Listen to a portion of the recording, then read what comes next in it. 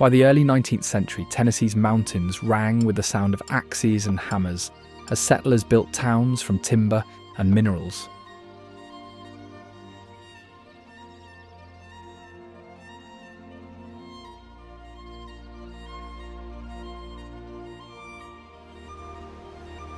Some towns lasted for decades before people abandoned them, leaving empty streets and buildings behind.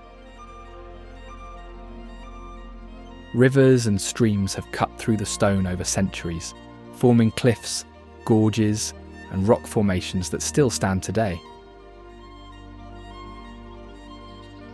History and mystery still remain here, waiting for those who explore.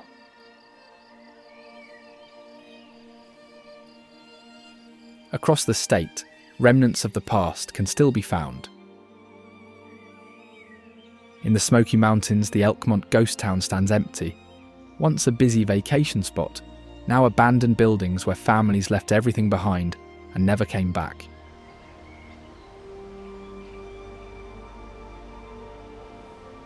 At Cummins Falls, water flows through a hidden gorge, its pool surrounded by cliffs, a place that has claimed both settlers and travellers for centuries despite warnings. And in Nashville, the Parthenon stands as a perfect replica of ancient Greece, built as a temporary exhibit for the 1897 World's Fair, but officials decided to preserve it long after its purpose had passed. Join us on a journey through Tennessee's hidden wonders. Discoveries so extraordinary, you'll wonder why no one ever told you about them before.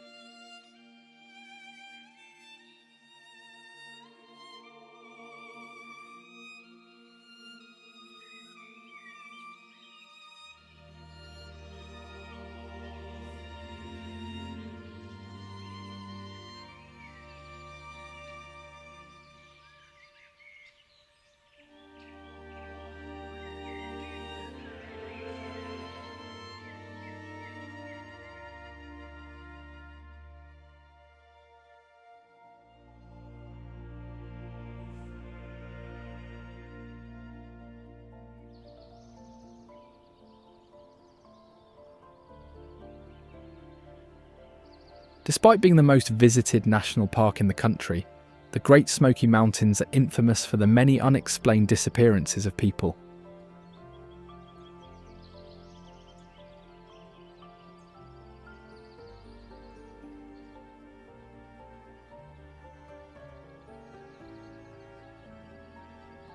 Cases such as Dennis Martin, a 6-year-old child who vanished in 1969, remain unsolved even after extensive searches covering 60 square miles.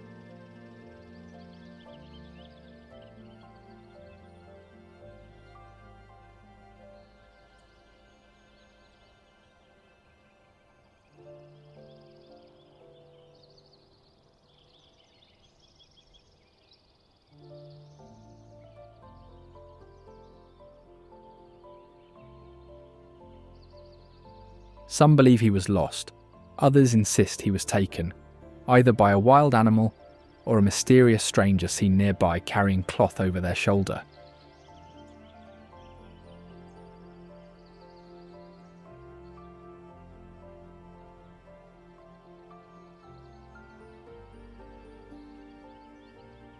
Another involved Thelma Polly Melton, a woman who set out for a hike with her 2 friends in 1981, but at some point went further ahead on the trail and disappeared without a trace.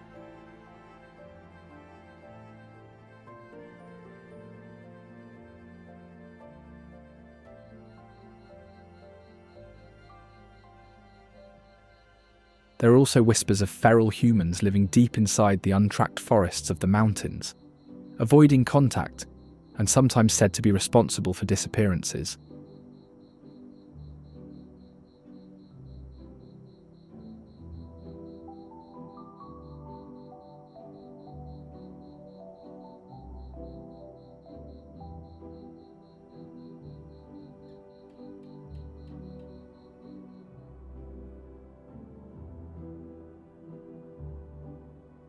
Hikers report strange sensations, moving shadows or glimpses of barefoot figures among the trees.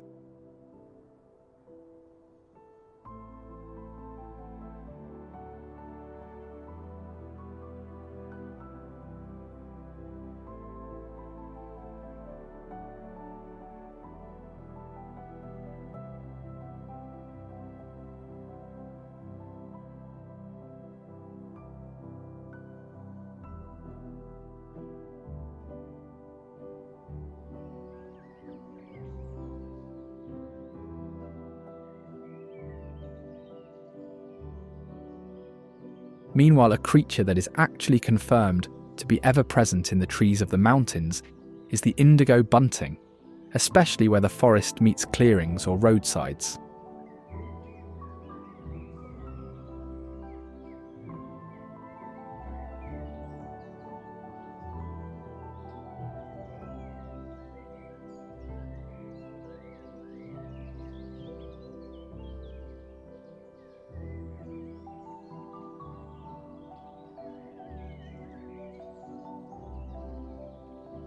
This species adapts well to habitats that have been altered by storms or human activity, finding new breeding grounds as cleared areas regrow.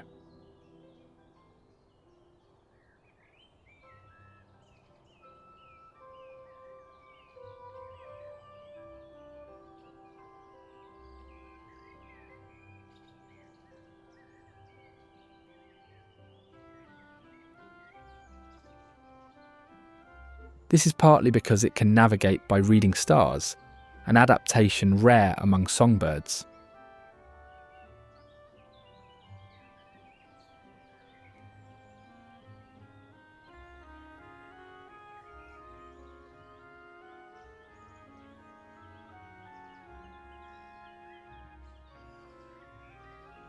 Males become bright blue, not because of pigments, but due to microscopic feather structures that scatter light.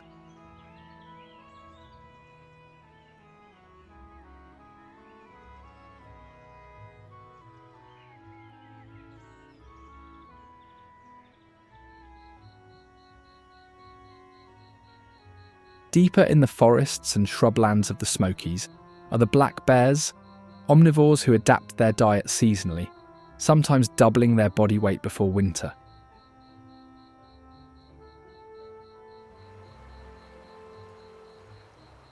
Their delayed egg implantation based on body condition sets their reproductive cycle apart from most mammals in the area.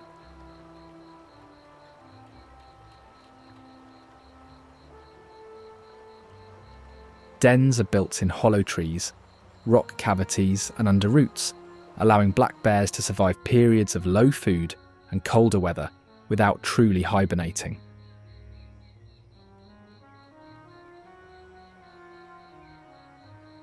After waking from winter's torpor, bears move to lowland areas for fresh herbs and berries, then shift to higher ground and forests full of nuts and acorns by late summer and fall.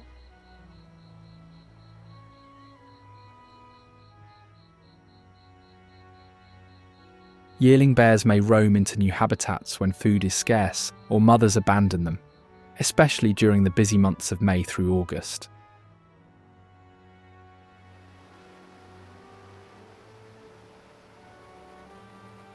Their keen sense of smell, strong climbing ability, and skill in swimming typically help them locate food and avoid danger.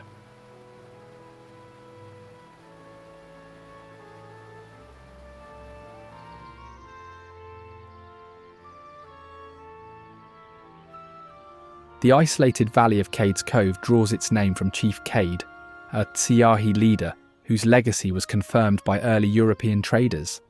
But little else is recorded of him, giving the place a shadowy origin.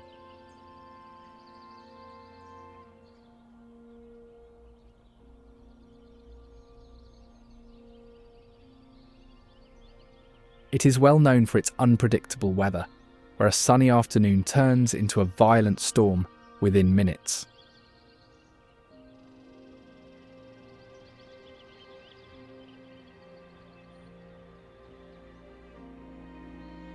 This phenomenon has been reported since early settlement and is often linked to the area's legends, such as one about Mavis Estep, a woman who feared death by lightning and asked her husband never to put her handmade quilt on a metal bed.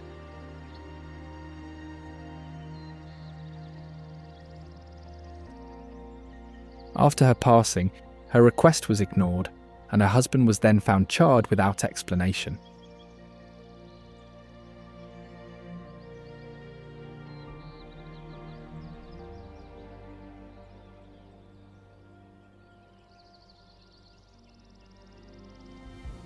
Locals blame her angry spirit and point to burn marks in old cabins, cautioning against disrespecting last wishes.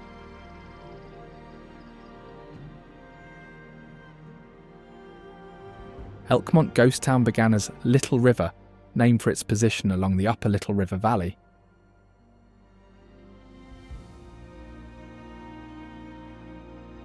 In the early 1900s, after a railroad brought in both timber and tourists,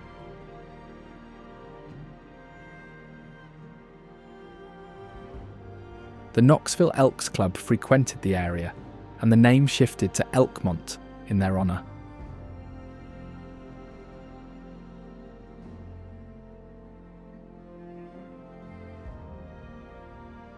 When the park was established, most of the 70 cabins and buildings were abandoned as owners gave up their claims, turning the town into a maze of empty structures and silent trails.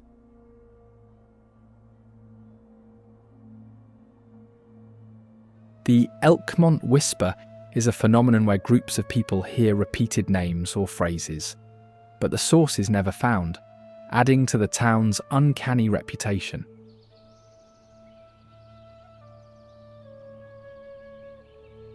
It is known to communicate danger through tail motion, which is a raised white tail that warns others of nearby threats.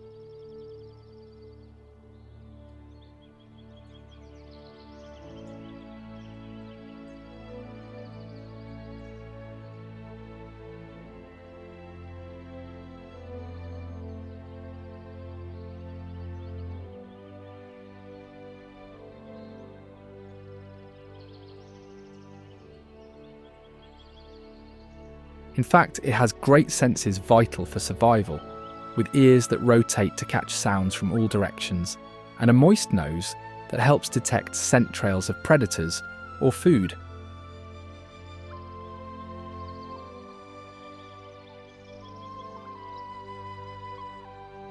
The placement of its eyes on the sides of its head gives a nearly 310-degree field of vision, helping it stay alert to threats.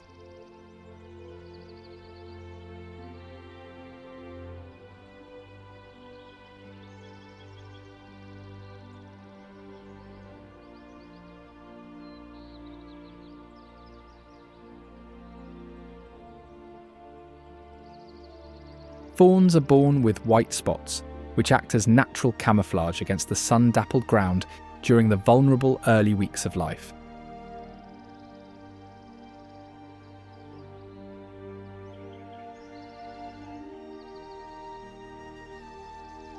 Its agility is notable, as it is able to run 30 to 40 miles per hour, jump 8 feet high, and swim quickly to evade threats.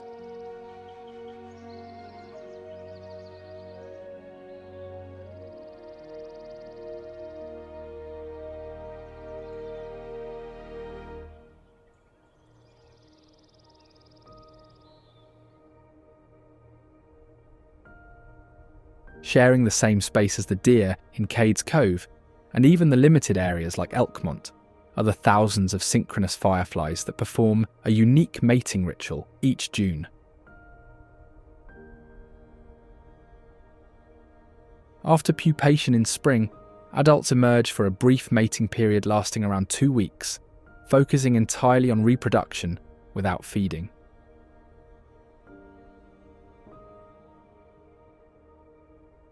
The males flash in a distinct pattern, which is 5 to 8 quick flashes, followed by about 8 seconds of darkness.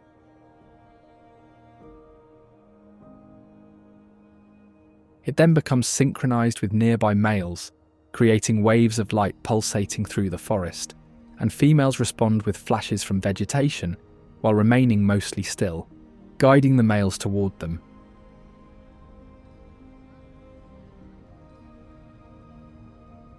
Nearby, the tourist town of Pigeon Forge is named after the Little Pigeon River and an iron forge built along its banks in the early 1800s.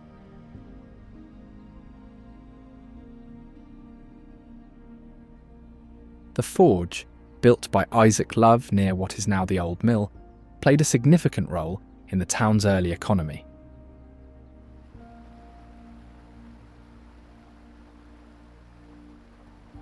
The river was named for the passenger pigeons, once so numerous they darkened the skies and stripped limbs from the beech trees lining the banks.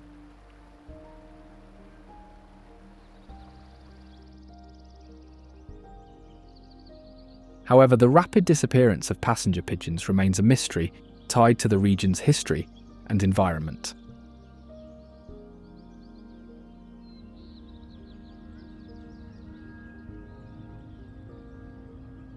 Spearfinger, a legendary witch said to have skin made of stone and a spear-like finger, is said to have haunted the area, shaping much of the original folklore.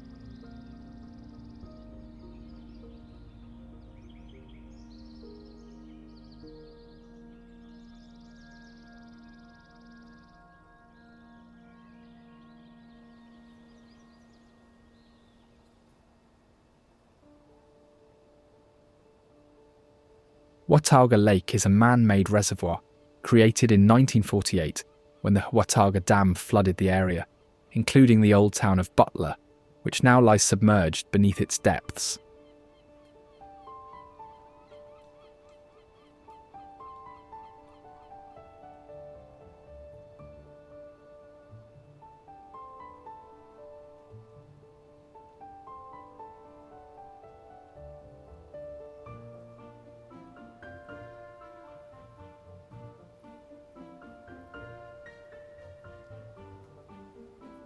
When water levels drop, remnants of old Butler emerge, drawing curious visitors who report eerie stillness and strange sensations near the exposed ruins.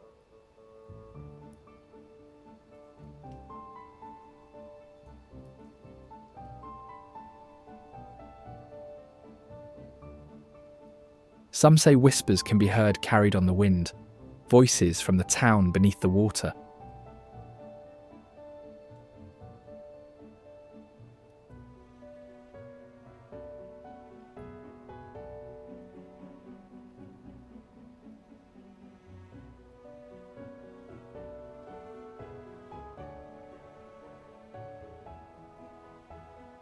The flooding of Old Butler has also sparked tales of vampires said to have infested the town before it was submerged.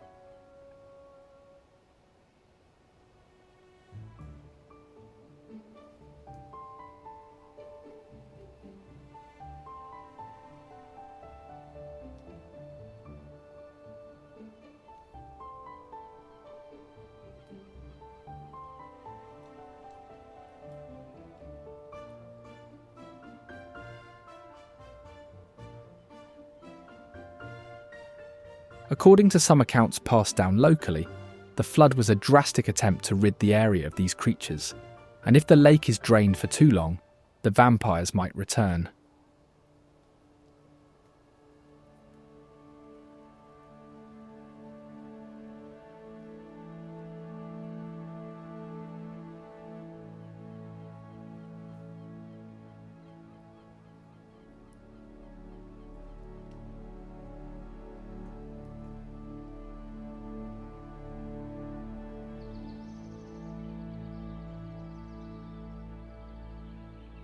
Moving from the mysteries beneath Watauga Lake's surface to the skies above, the osprey has adapted well to the aquatic environment and plays a crucial role in the local ecosystem.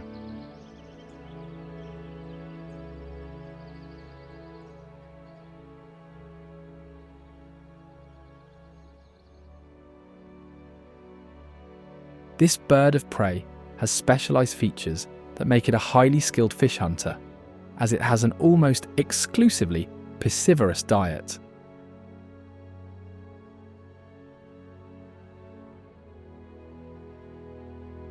Its unique reversible toes and water-resistant nostrils distinguish it from other raptors, with a hunting style that involves scanning water bodies from the air, hovering briefly, then diving into the water feet first to catch fish.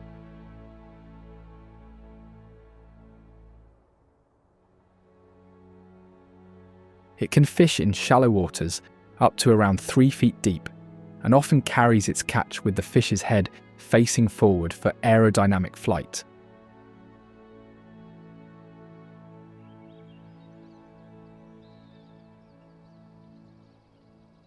Additionally, its seasonal migration is extensive and precise, with fidelity to nesting and wintering sites that illustrate remarkable navigational skills.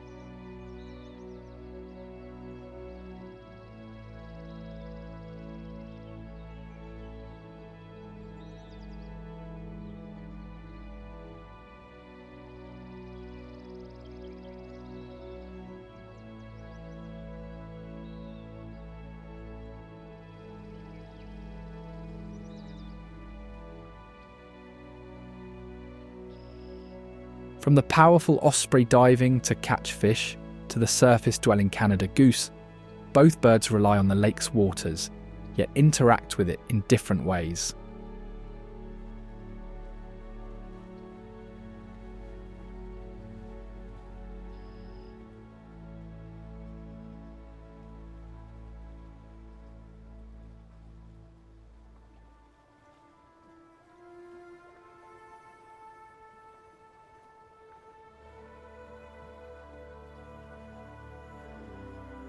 Unlike the osprey, the Canada goose is herbivorous, feeding on grasses, grains, and aquatic plants by grazing or foraging underwater with its bill.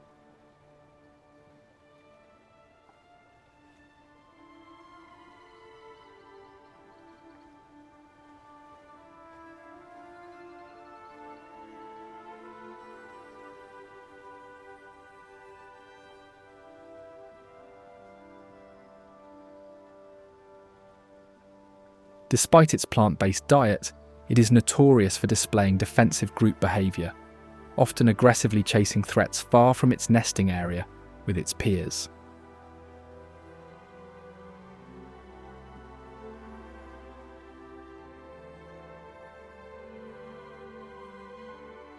Depending on population, some Canada geese migrate seasonally, flying south to milder climates during winter and returning north to breed in spring.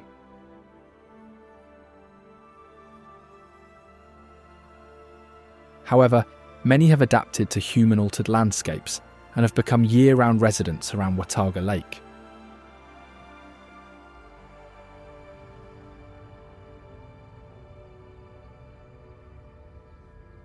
Jonesborough is the oldest town in Tennessee, established in 1779, while the area was still part of North Carolina, and is widely recognized for its storytelling traditions.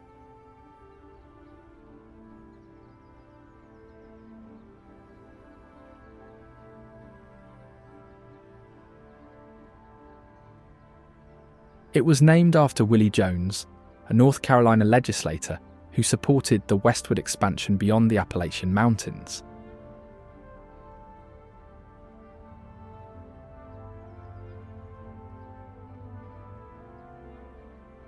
In 1973, it launched the National Storytelling Festival, which began with just 60 attendees and a few local tales shared on hay wagons.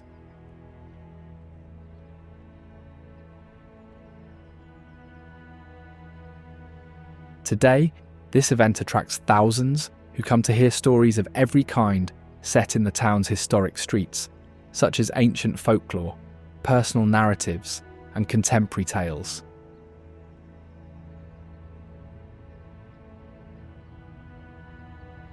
Notably, it was also a strong centre of abolitionist sentiment in the 1800s, publishing America's first newspaper devoted entirely to ending slavery.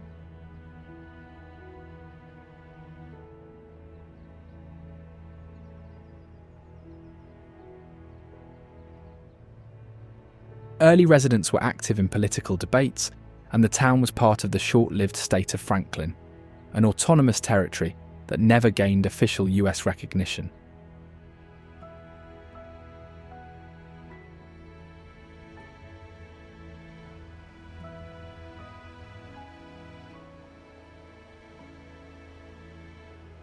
Cummins Falls is named after John Cummins, who acquired the land in 1825 and built a mill on the Blackburn Fork River, less than half a mile upstream of the falls.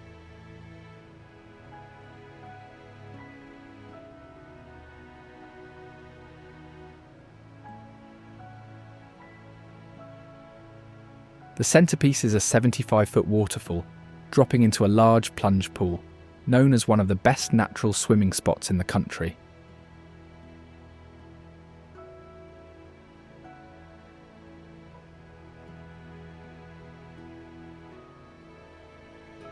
Visitors often speak of an eerie stillness near the falls, especially after storms, where water movements seem unnatural or delayed.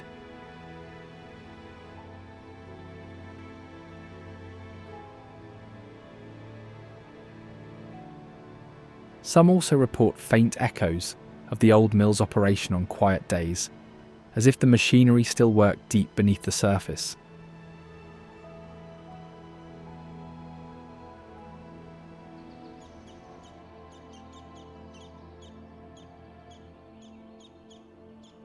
The wooded sections around the falls are home to the pileated woodpecker, whose loud, drumming sound resonates through the forest, serving as both communication and a territorial warning.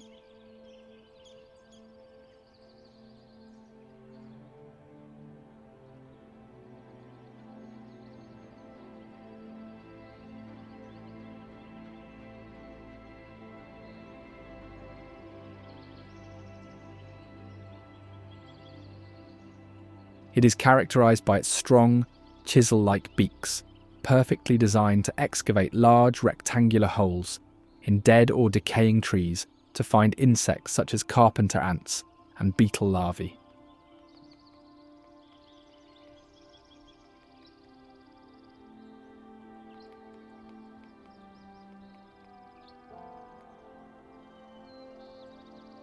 The bird also possesses stiff tail feathers that act like a prop to support them as it clings upright to tree trunks.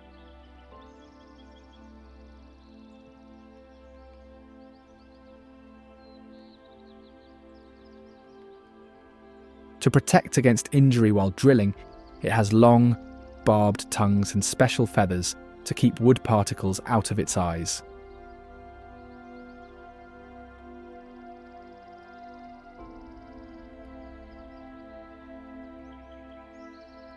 Against predators, the woodpeckers use aggressive wing flapping, striking with their bill, and alarm calls to drive off attackers.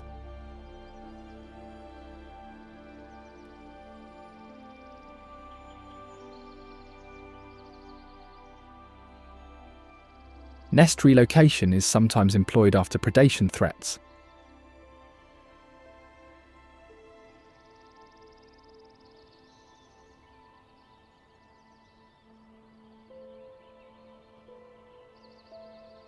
While the woodpecker commands attention with its striking drumming and size, the Carolina wren is a smaller, energetic bird thriving in dense underbrush, and often using abandoned woodpecker holes as nesting sites, linking their lives closely.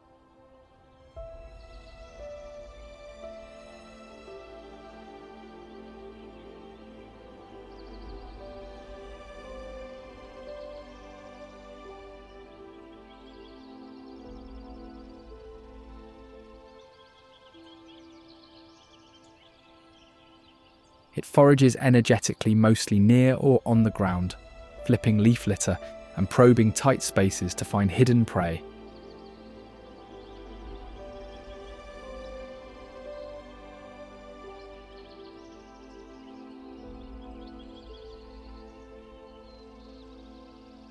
Its loud, complex songs include repeated trills and chatters that serve functions ranging from territory defense to mate communication.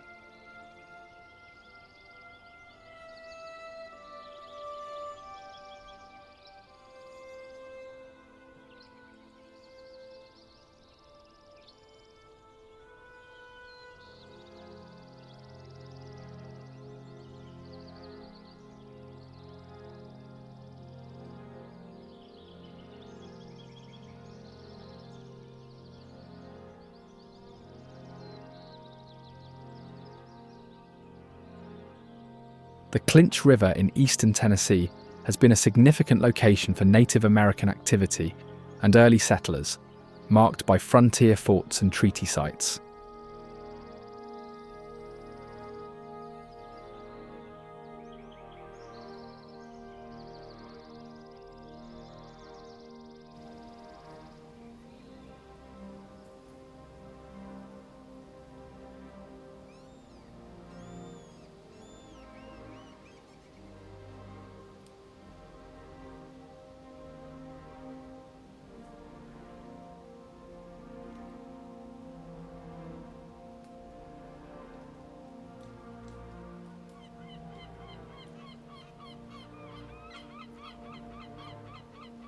It is named after an 18th century explorer, Clinch, but local lore provides a funnier account of a pioneer struggling in its waters, shouting, clinch me," in a plea for help.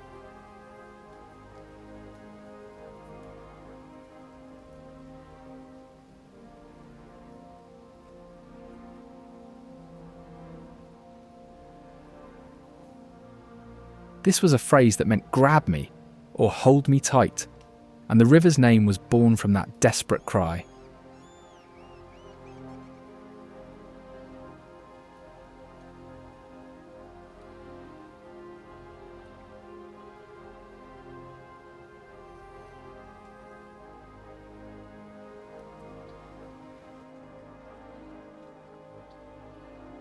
Swimming in the backwaters and wetlands of the river are the wood ducks, uniquely adapted as perching ducks with sharp claws enabling them to grasp branches and nest in tree cavities.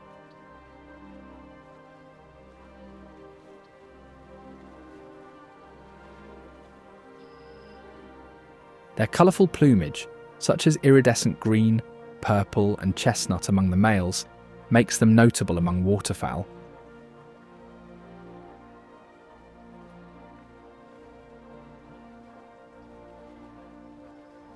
These ducks also have the ability to nest high above ground, which offers protection from many predators.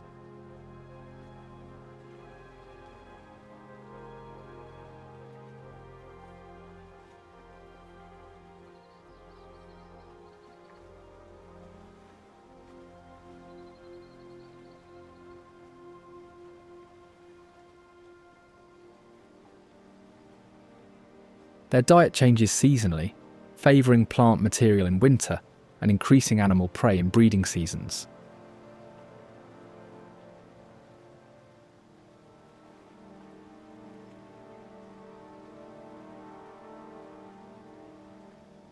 Foraging contributes to wetland ecosystem health by dispersing seeds and controlling insect populations.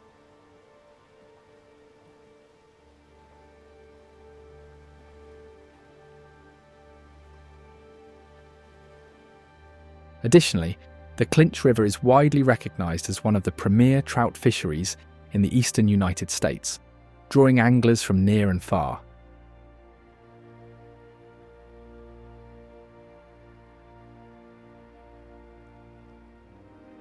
It offers year-round fishing, with late winter through early spring and late fall through early winter being the most productive periods.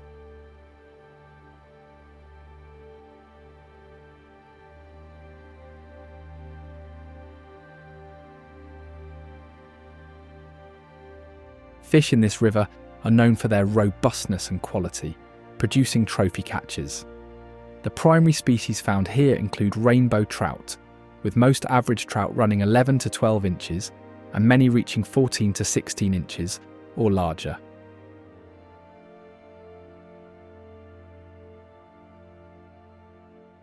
While rainbow trout comprise approximately 80 to 90% of the catch, brown and brook trout are also consistently present, contributing to a well-rounded fishery.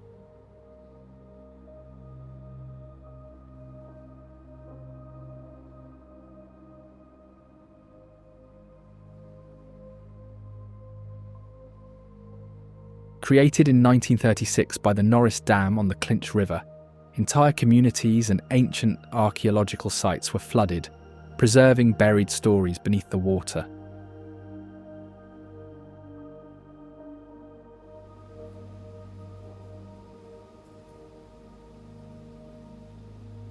excavations revealed human skeletons lying in flexed positions, bark-lined hollows, and fire-scarred burial temples.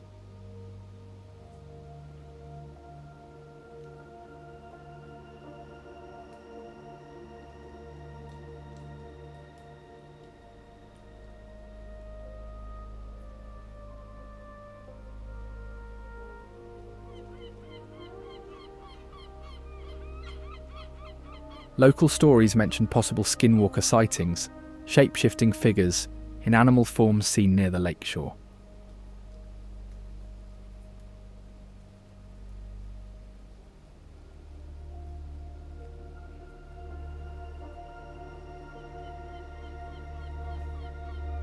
Whether rooted in Navajo legend or local invention, rumours of strange creatures and unexplained lights persist among those who venture into remote hollows at night.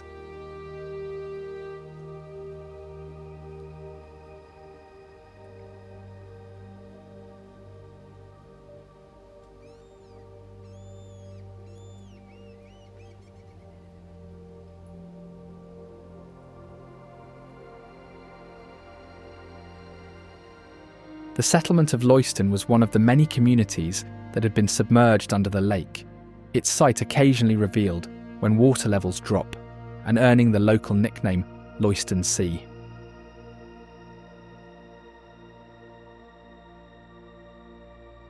Unlike many other submerged towns, Lewiston was thoroughly documented before flooding, including photographs by Lewis Hine and detailed surveys by the Tennessee Valley Authority.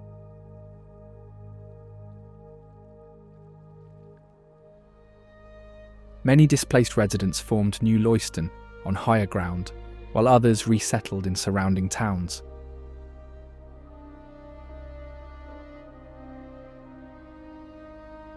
Stories of residents returning to collect relics or hold picnics on house foundations add to the town's continued legacy.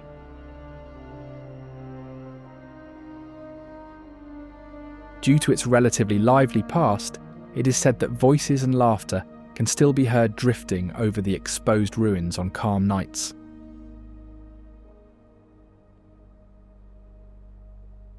When the site emerged in a 1956 drought, families returned for reunions on old house sites, with one local finding an outboard motor lost from a boat, cleaning it up and getting it to run again.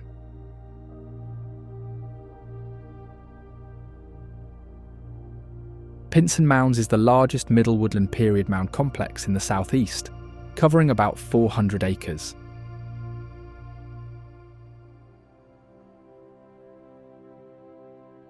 "17 confirmed mounds still stand, including Saul's Mound, which rises to 72 feet and is the second tallest prehistoric mound surviving in the eastern US.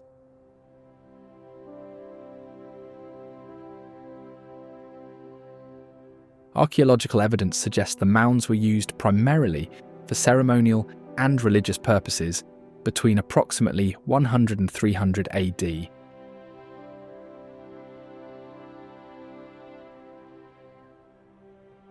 The reasons for the abrupt decline of mound building and why no clear written or oral history survives remain among the deepest mysteries tied to the site.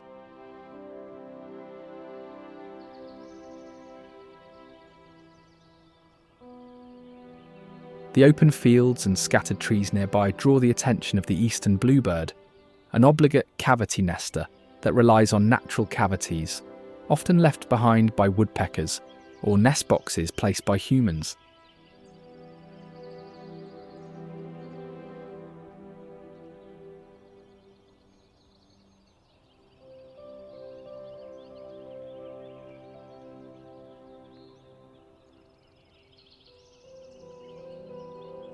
It is a notable species whose life is deeply tied to habitat features, created and maintained by cycles of clearing and regrowth.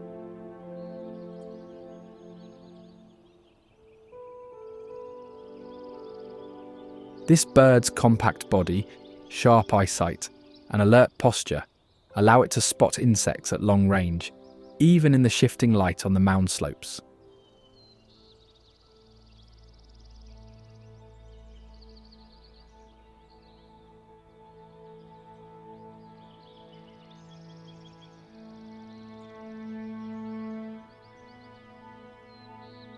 Berries become important in colder months, sustaining the bluebird after insect activity declines.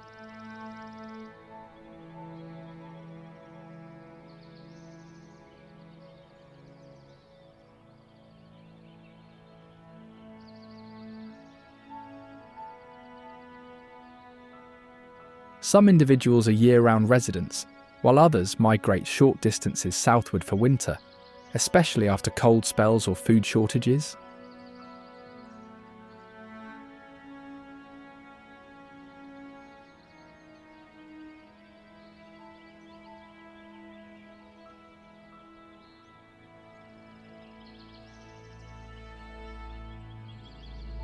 This flexibility in movement helps them survive unpredictable weather and resource availability.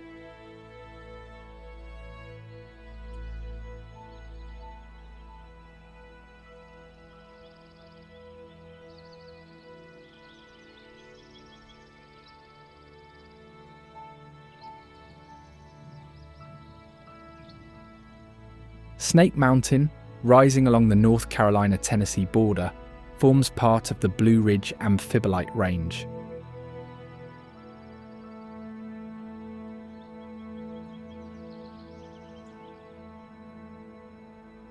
Old Buffalo Trail and Daniel Boone Trail historically converged at the foot of the mountains, serving as passageways through the Blue Ridge for generations of wildlife, traders, and pioneers.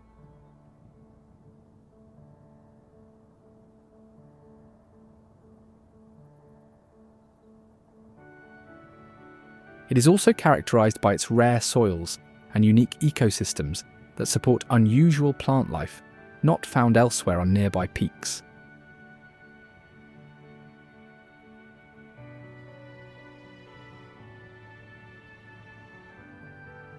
Local lore tells of the Black Beast of Snake Mountain, a cryptid said to have terrorized farmers in the 1920s and 1930s.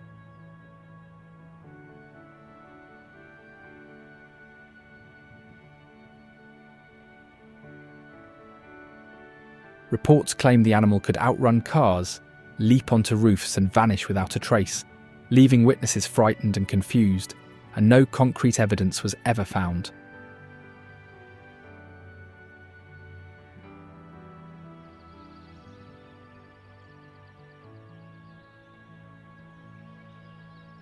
From the rocky heights and ridgelines of Snake Mountain, the forest below comes alive with the calls of the barred owl, a creature perfectly adapted to these mature woodlands, especially near water sources.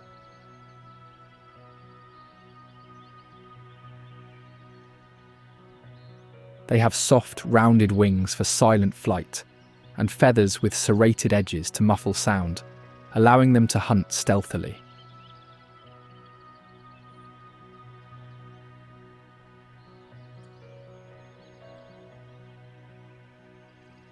Their brownish-grey plumage with horizontal bars and vertical streaks blends perfectly with tree bark, offering camouflage during the day when they roost.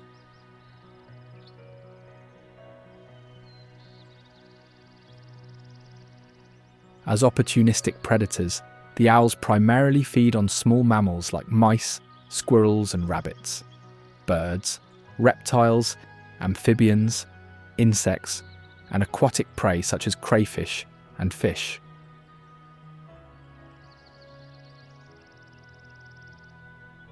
They hunt mostly at dusk and dawn, but may also be active at night or during overcast days.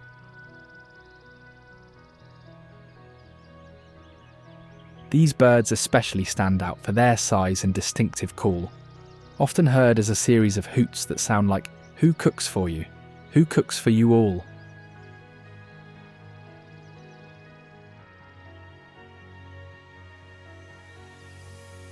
Sharing the same affinity for mature woodlands but a different section of it, the black-throated blue warbler can often be found in dense shrubbery and young saplings, offering a different layer of life in the forest.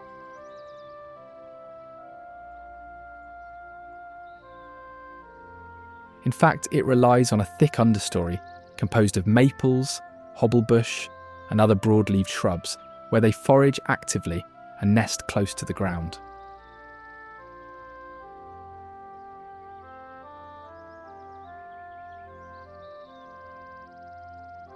The blue-black feathers and white belly make males easily distinguishable from the more subdued females and juveniles.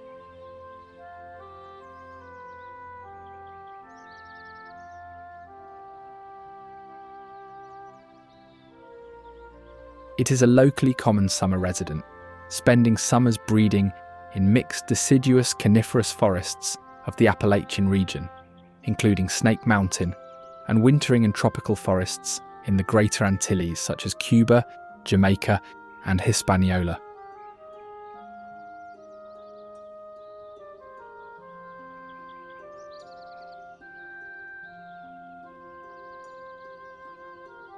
Migration routes commonly cross the Atlantic coast and parts of Florida, with some birds flying long over-water journeys to reach wintering grounds.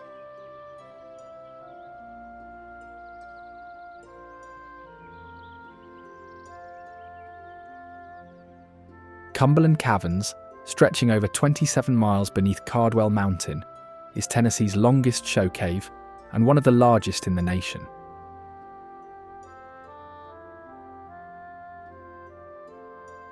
It was originally discovered in 1810 by Aaron Higginbotham while surveying his land, and at that time it was called Higginbotham Cave.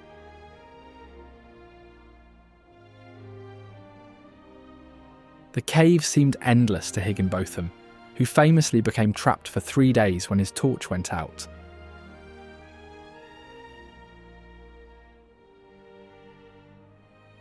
Nearby was Henshaw Cave, smaller but historically significant for its saltpeter mining during both the War of 1812 and the Civil War.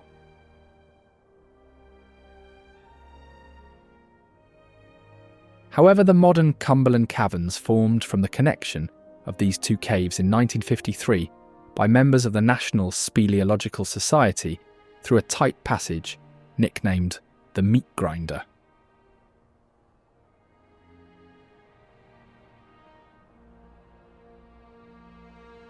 Memphis, named after the ancient capital of Egypt on the Nile River, is a city with a deeply layered identity.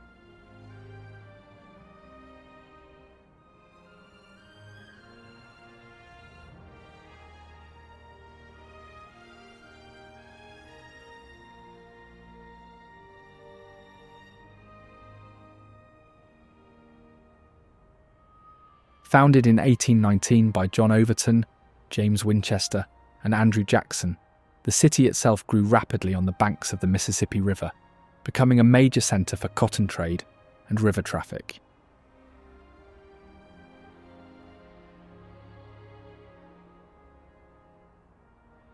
It has played a pivotal role in shaping major American music genres, especially blues, gospel, rock and roll, and country.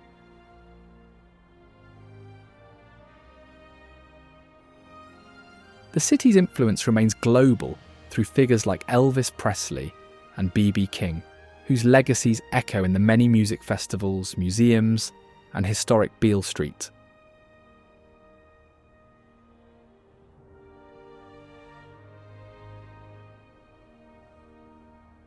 Annual events such as Memphis in May celebrate the city's musical roots, culinary traditions, best showcased in the World Championship Barbecue Cooking Contest, and its international connections by honouring a different country each year.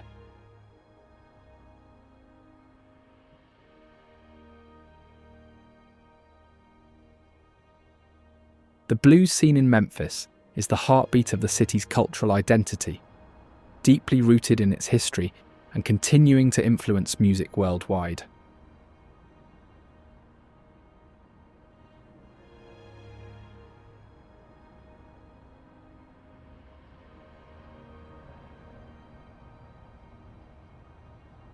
Originating in the early 1900s along Beale Street, Memphis blues was shaped by musicians migrating from the Mississippi Delta and local artists who blended traditional blues with elements from vaudeville, medicine shows, and gospel.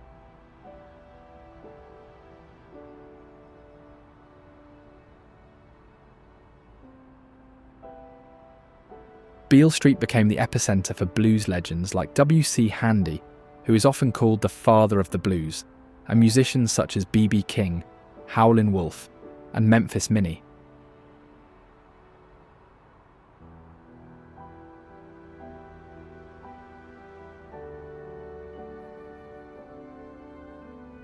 they crafted a raw, emotional sound that captured the struggles and spirit of the African American community.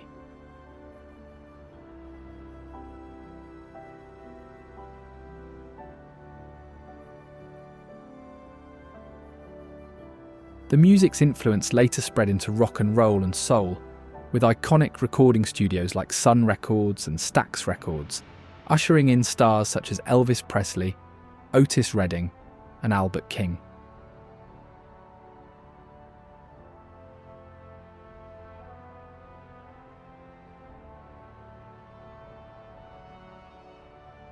The city's nightclub scene is still lively today, hosting venues like Wild Bill's Duke Joint and Ernestine and Hazel's, which keep authentic blues alive with live performances ranging from local talent to touring legends.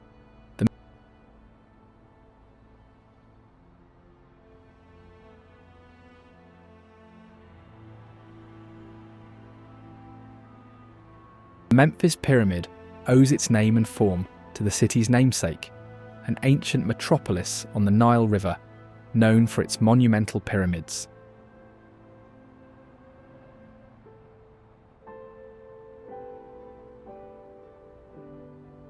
Standing 321 feet tall, which is comparable to a 32-story building, it is among the largest pyramids in the world, an imposing geometric landmark just north of downtown Memphis.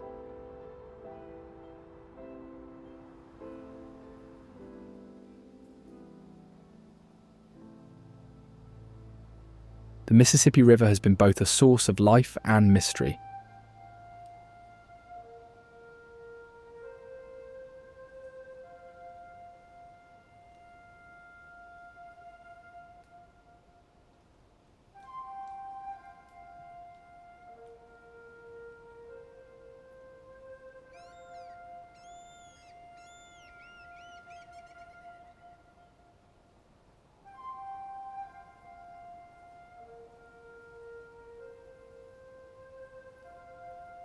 Its vast floodplains and shifting channels host rare phenomena, such as the creation of oxbow lakes when the river abandons old bends, leaving behind crescent-shaped lakes that entomb fossils and remnants of long-gone ecosystems.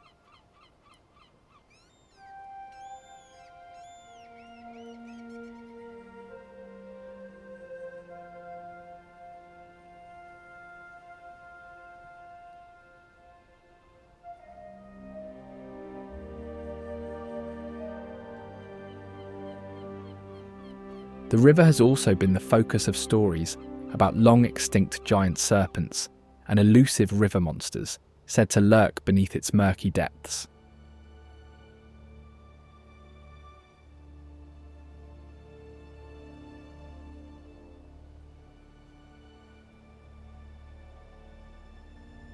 These creatures, described in Native American folklore, blur the boundary between myth and reality, enhancing the Mississippi's reputation as a place where hidden forces wait beneath the surface.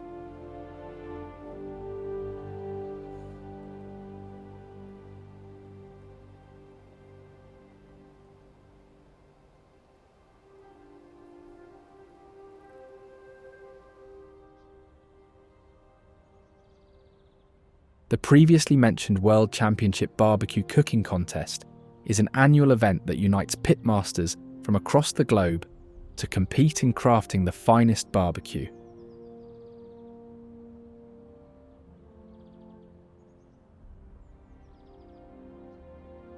Held every May as part of the larger Memphis in May International Festival, this contest is widely regarded as one of the most prestigious barbecue competitions worldwide.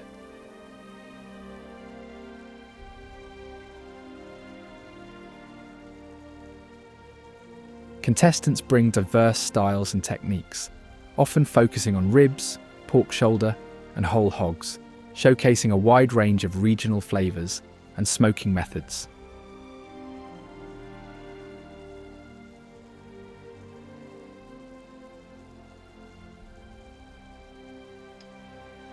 The event draws thousands of spectators who come not only to sample the smoky, tender meats, but also to experience the artistry and passion behind barbecue.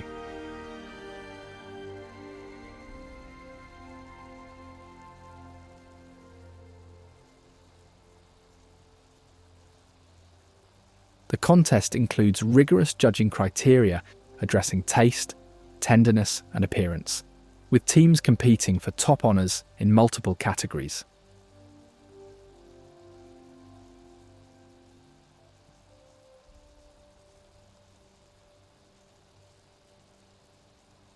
Beyond competition, the festival contributes to preserving barbecue traditions and promoting culinary innovation, feeding into Memphis's reputation as a capital of barbecue culture.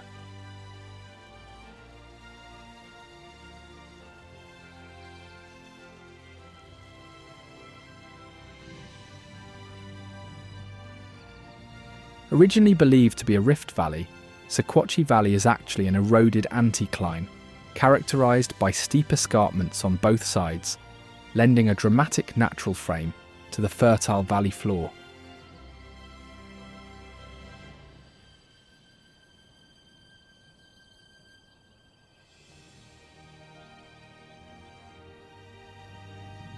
The valley's name and its origins are debated, with no confirmed Cherokee chief named Sequatchie who signed known treaties, adding layers of historical uncertainty.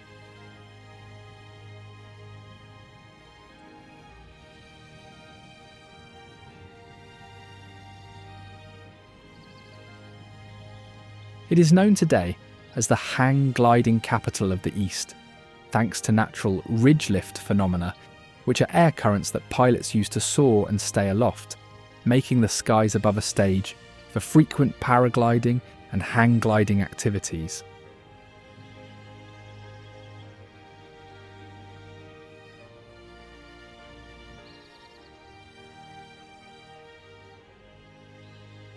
A distinctive song often fills the valley, courtesy of the northern cardinal, a common songbird that sports a bright red plumage.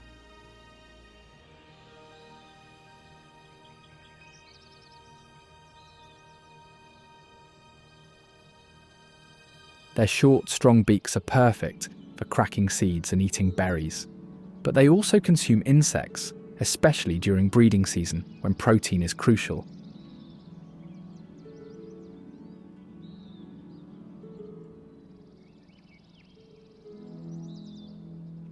To manage the region's warm summers, cardinals reduce activity during the hottest parts of the day, conserving energy and water.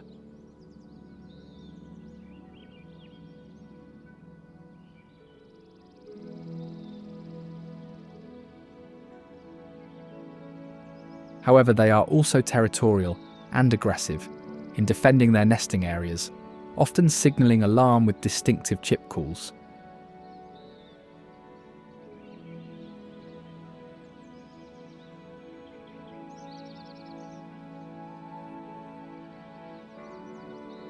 Competition for nesting sites and food with species like blue jays and house sparrows affects their survival.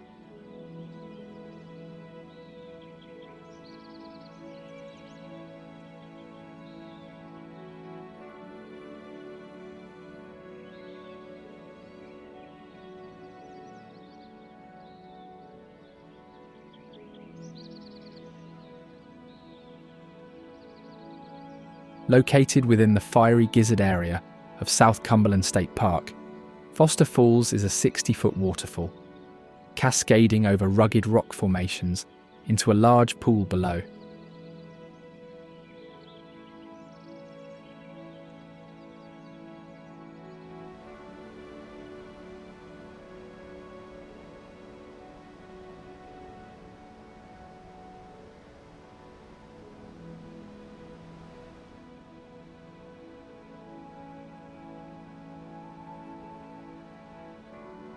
Its trail is demanding, often part of the larger fiery gizzard trail, as it twists steeply down a rocky gorge filled with piles of boulders, roots and narrow paths, earning it a reputation as one of the toughest hikes in the region.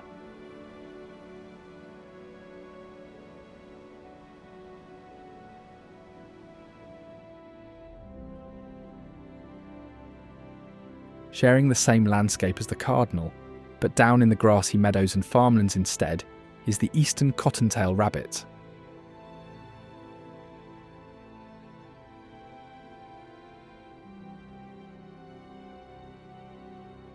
Instead of burrows, they nest in forms, shallow depressions hidden in tall grass, brush piles, or under fallen logs.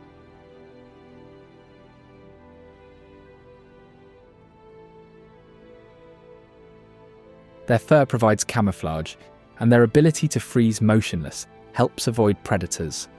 When threatened, they rely on speed and agility, often zigzagging at up to 18 miles per hour to escape capture.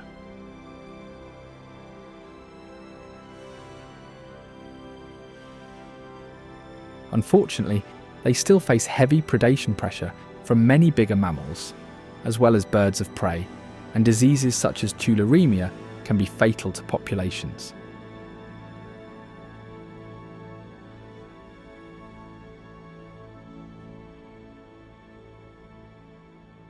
Despite high mortality rates, estimated to be as high as 80% annually, cottontail populations remain resilient due to their rapid reproductive capacity.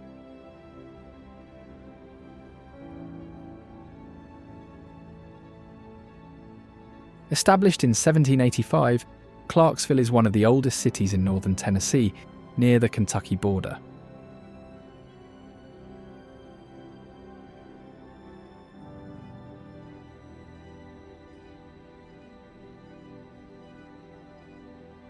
The people of Clarksville are a mix of long-time residents, students from Austin Peay State University, and newcomers attracted by affordable, living and growing job opportunities.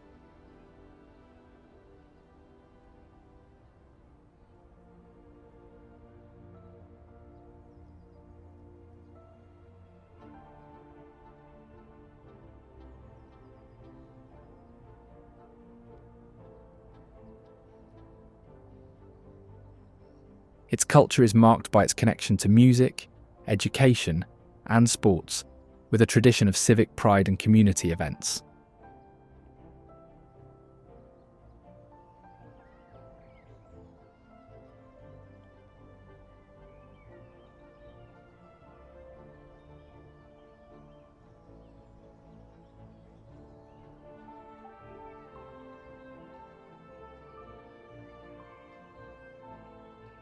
Olympic athlete Wilma Rudolph, who overcame childhood polio to win 3 gold medals in track and field, is a notable figure from the city.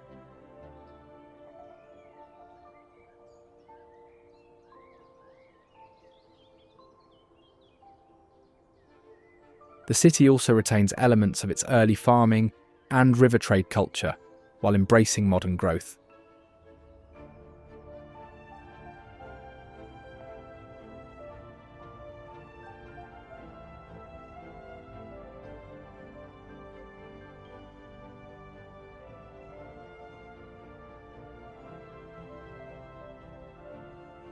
La Pinta, the name meaning the painted one, or the spotted one in Spanish, is a replica of one of Christopher Columbus's famous ships from his first transatlantic voyage in 1492.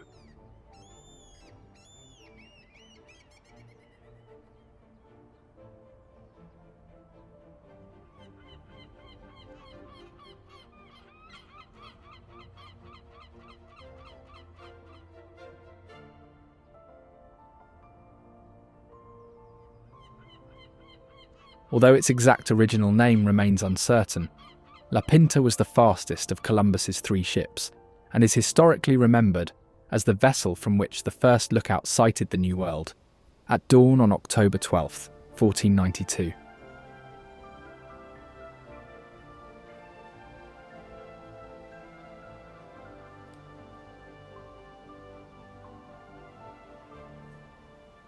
The replica that occasionally docks in Clarksville and other Tennessee river towns is a meticulously crafted caravel, built by 8th-generation Portuguese shipwrights using traditional methods and hand tools.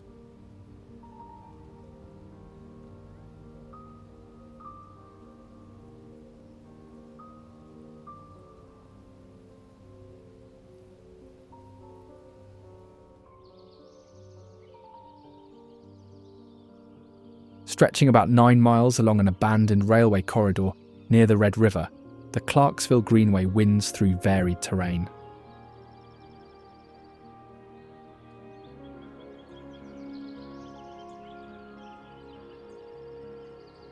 Though mostly a place for exercise and relaxation, the Greenway, like much of Clarksville, carries whispers of the past.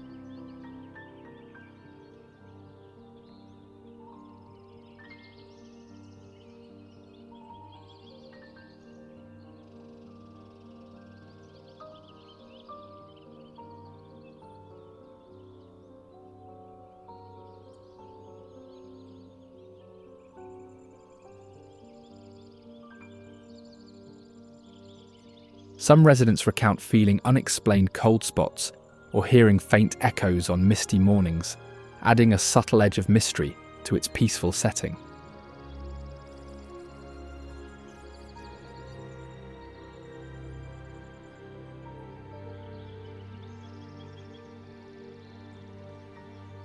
Reports of fleeting shadows or unexplained lights are occasionally shared by evening walkers, echoing the urban legends woven into Clarksville's wider narrative.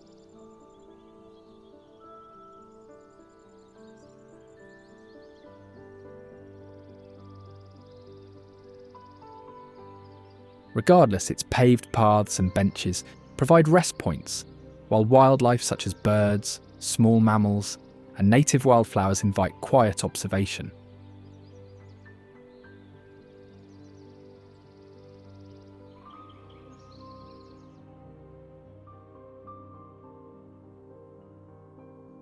Dunbar Cave, named after Thomas Dunbar, who settled the land in the 1780s but never officially held the deed, is one of the most historically and culturally significant caves in Tennessee.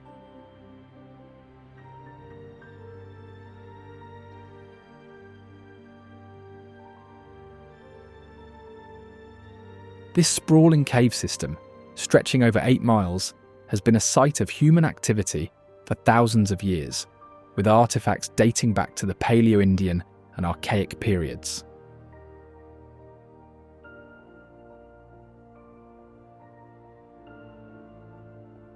During the Civil War, Confederate soldiers hid horses and troops within the cave, and the enslaved population on nearby plantations used it for food storage and refuge from harsh labour.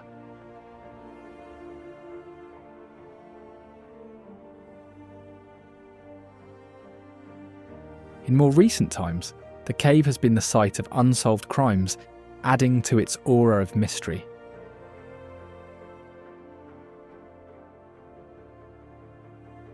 Burgess Falls State Park is renowned for a series of waterfalls where the falling water river drops nearly 250 feet over less than a mile, culminating in the 136-foot Burgess Falls.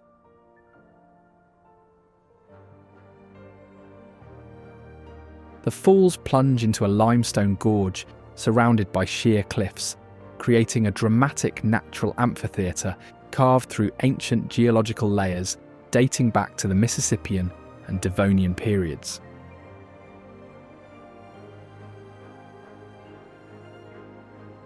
Interestingly, hikers often note a distinct change in temperature and sound as they approach the falls, with the river's thunder seeming to echo oddly in the gorge.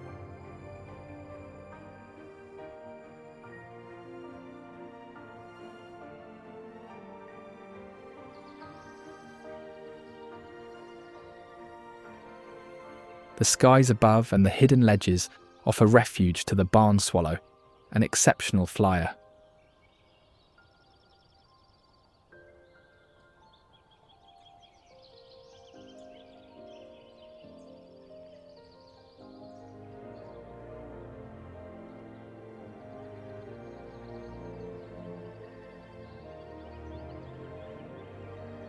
It is equipped with long, pointed wings and a deeply forked tail that provides speed and manoeuvrability to catch flying insects mid-air, their primary food source.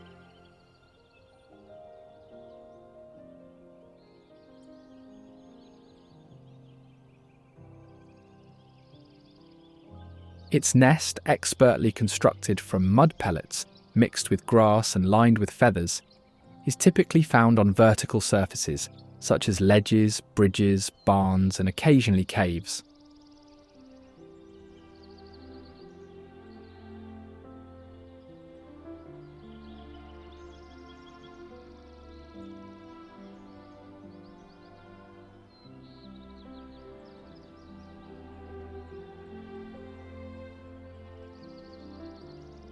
Males and females work together in building the nest, with males often gathering the mud and females assembling it.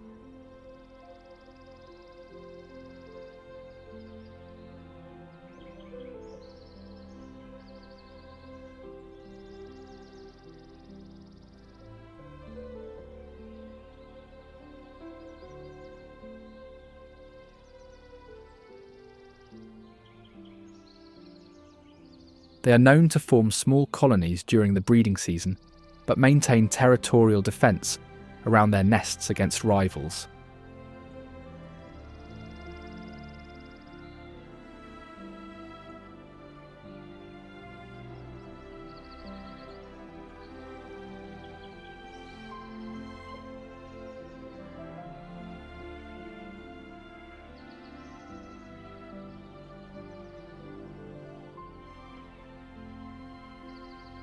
Another highly skilled flyer is the red-shouldered hawk, whose hunting prowess and distinct call echo through the river corridors and forested slopes.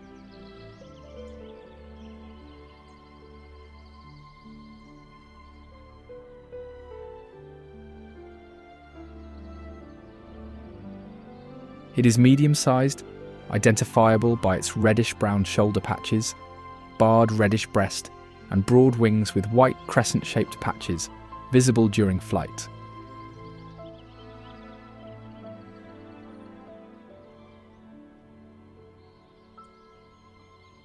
Its habitat preference includes deciduous and mixed woodlands near water bodies.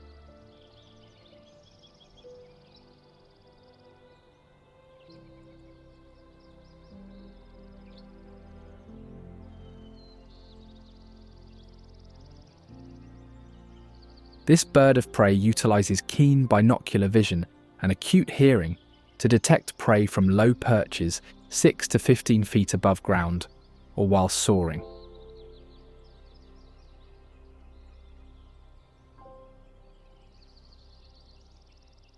Its flight combines periods of quick, stiff wing beats, followed by gliding, enabling surprise attacks from above.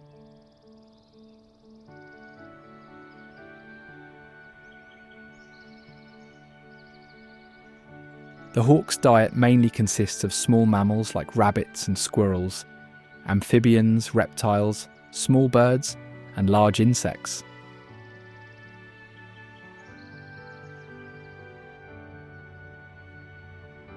A master of adaptability and survival in diverse environments is the raccoon, which is famous for adapting remarkably well to both wild and human-influenced landscapes.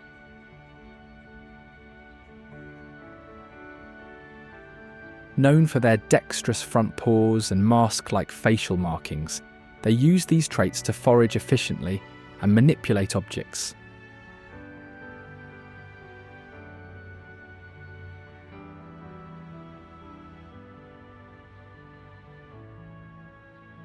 In Burgess Falls, they find shelter in tree cavities, rocky crevices, old woodchuck burrows, caves, and even abandoned buildings, taking advantage of the park's varied terrain.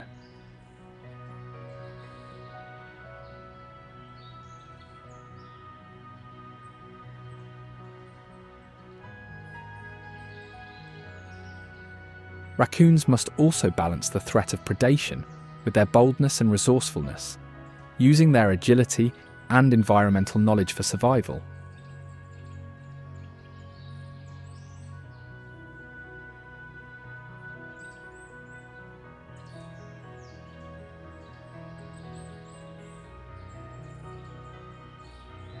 In fact, their incredible cognitive abilities not only pertain to their adaptability to changing environments, but also their complex social behaviours during mating and rearing.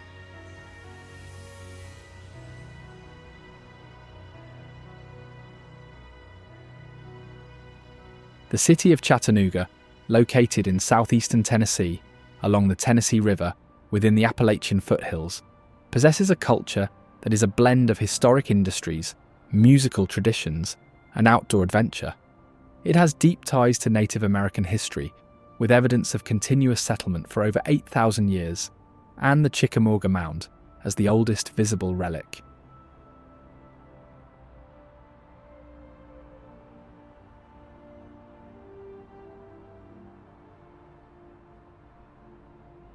The city played a major role in transportation and Civil War logistics, and later became known as the Gateway to the South, due to its strategic location and rail connections.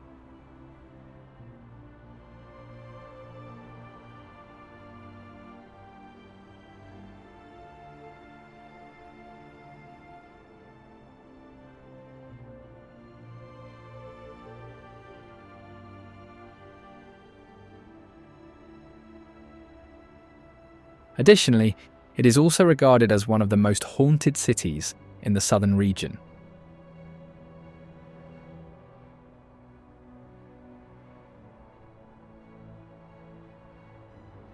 The Cherokee believed the bluff overlooking the Tennessee River, where the Hunter Museum now sits, was home to the sacred hawk spirit, Tia Numa.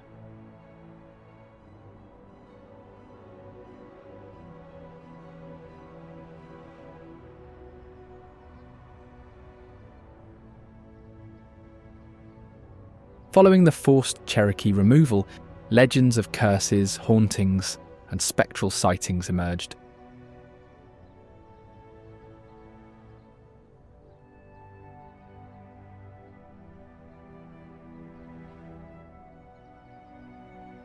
The Tennessee Aquarium, located on Chattanooga's riverfront along the Tennessee River, opened in 1992 as a pioneering freshwater aquarium and expanded in 2005 to include saltwater exhibits.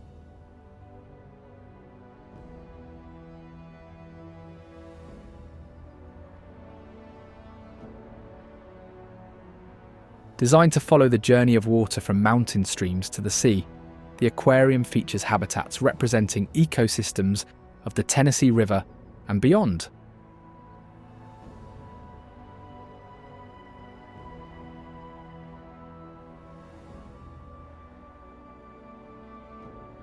In fact, it hosts more than 12,000 animals from almost 800 species.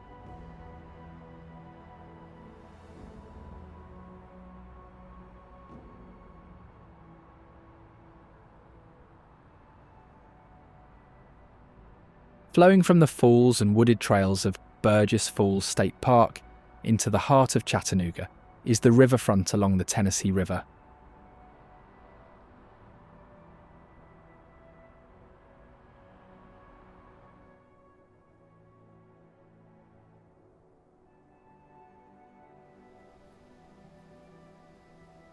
It was once known as a bustling trade centre for Native Americans, such as the Cherokee, and later for settlers and traders who expanded the city.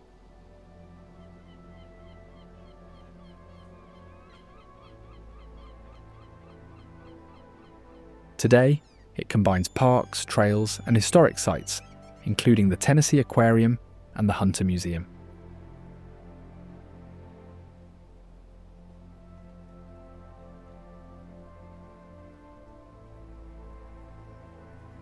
South Holston Lake, named for the South Fork Holston River. It dams carries the legacy of Stephen Holston, an early settler whose name echoes across the region.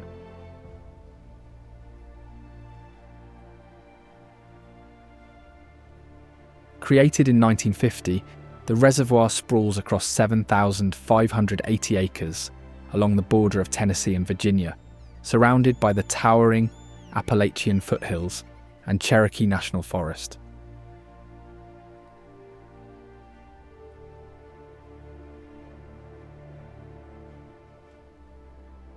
It is mostly famed as one of the Southeast's top smallmouth bass fishing destinations and a national hotspot for trout fishing below the dam.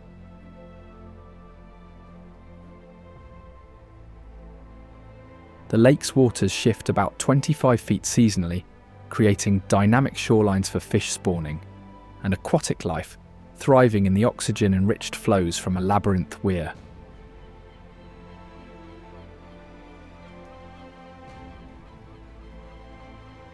Additionally, old tales tell of vampires roaming the woods before the dam's construction, a spectral lore kept alive in local storytelling, mystifying visitors who explore the surrounding forested hills and island trails.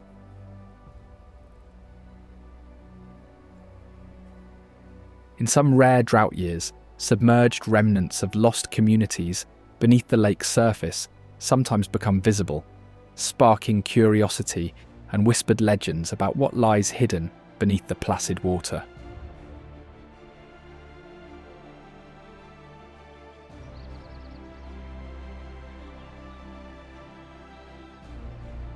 The still edges and brushy banks of the lake provide ideal hunting grounds for the green heron, a small but stealthy bird perfectly adapted to life along the water.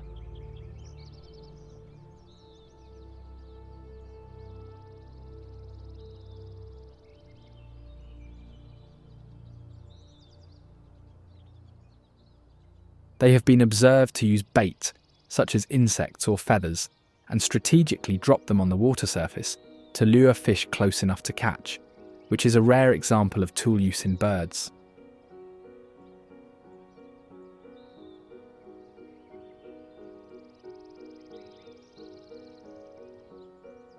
Migrating primarily to Central America and the Caribbean for winter, green herons return to the lake's temperate habitats annually during spring to breed.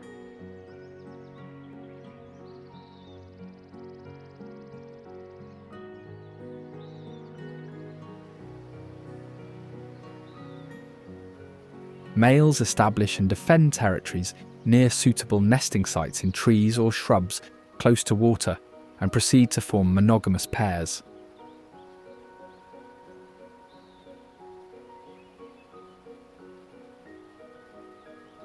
Sharing the same area, painted turtles are well adapted for aquatic life, in lakes and slow-moving rivers like South Holston.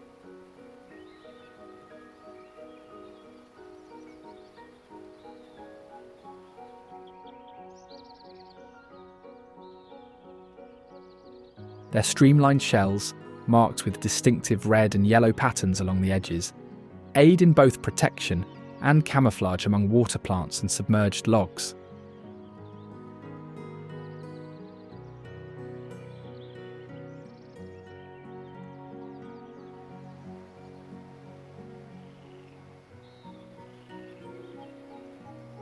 They have webbed feet suited for swimming and can bask on rocks or logs to regulate their body temperature, essential for their cold-blooded physiology.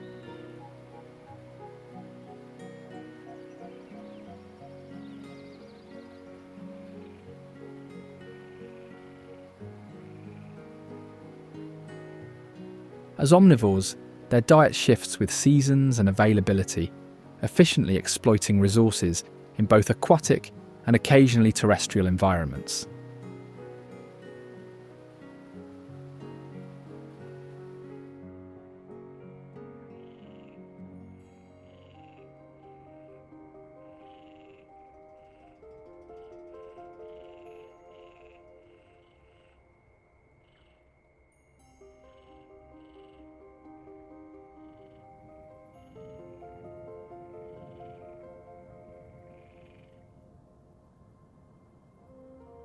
Hunting these turtles from the skies above is the bald eagle, a formidable raptor that reigns as a top predator along the lake and river corridors.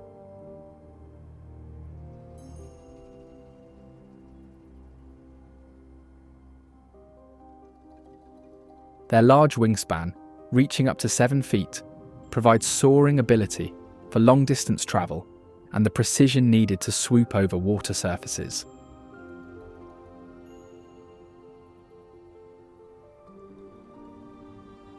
The mating season begins in late winter, featuring aerial courtship displays that include dramatic swoops and synchronized flights.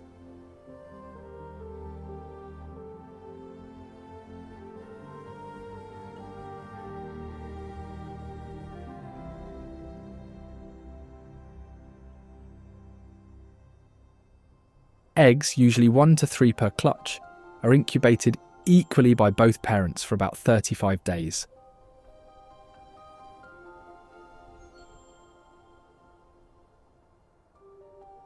The eaglets hatch covered with white down and grow quickly, fledging at about 10 to 12 weeks, but relying on parental care for several more months as they learn to hunt independently.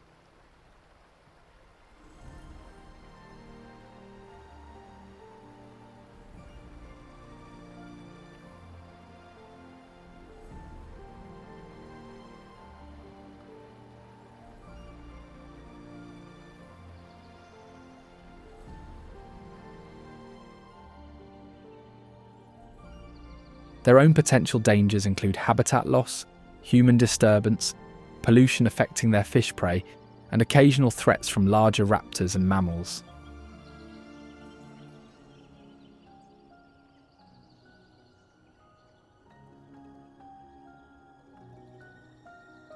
Conservation efforts have helped stabilise and grow populations where they were once in decline.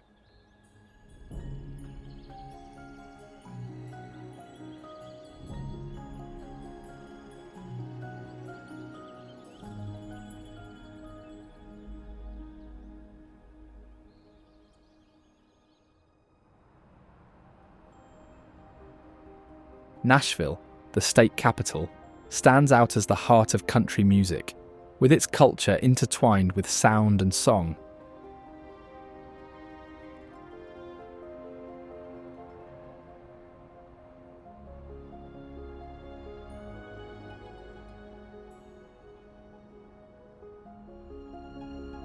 The city's music scene began in the late 1700s, when settlers celebrated with fiddle tunes and dancing. By the 1800s, Nashville emerged as a centre for music publishing and live performance.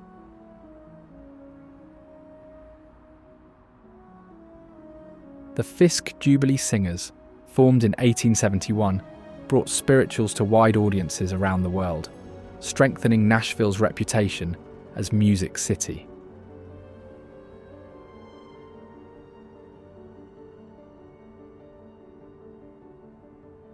Institutions like the Grand Ole Opry and Music Row became focal points where legends were made, with artists ranging from Hank Williams to modern stars shaping the genre.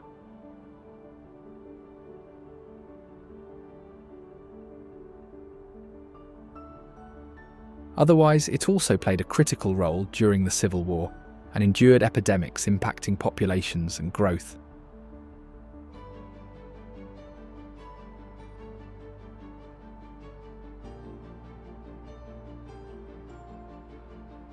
The Parthenon in Nashville, located in Centennial Park, is a full-scale replica of the original Parthenon in Athens, Greece.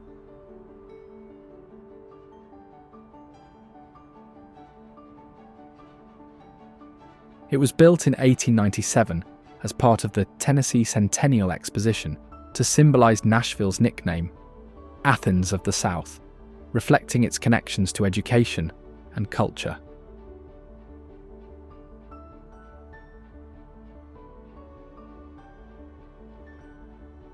The structure faithfully replicates the original classical architecture, including the Doric columns, sculptural details, and the overall proportions of the ancient temple.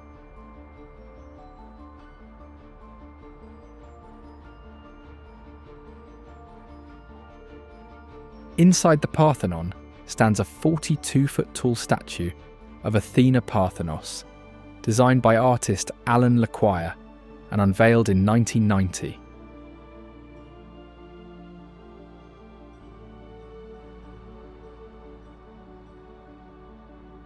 This statue is the tallest indoor sculpture of its kind in the Western Hemisphere, commanding the temple's interior just as the original did.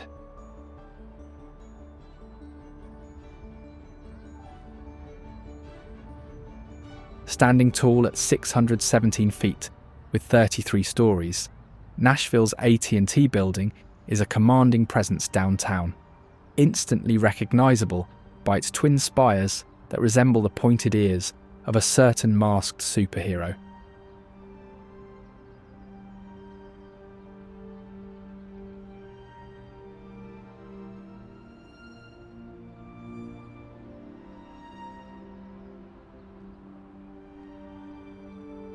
This unique silhouette has earned it the nickname Batman Building, a moniker embraced by locals and visitors alike.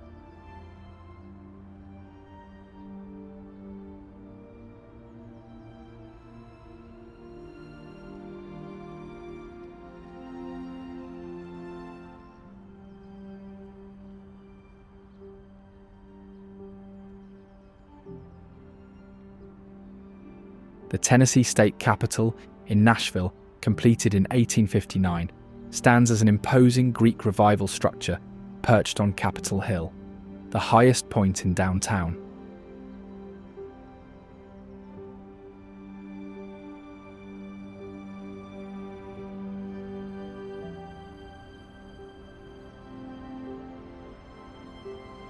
Designed by architect William Strickland, it was modelled after an Ionic temple and constructed from locally quarried limestone, with some interior columns carved from single stones, requiring massive derricks to position them.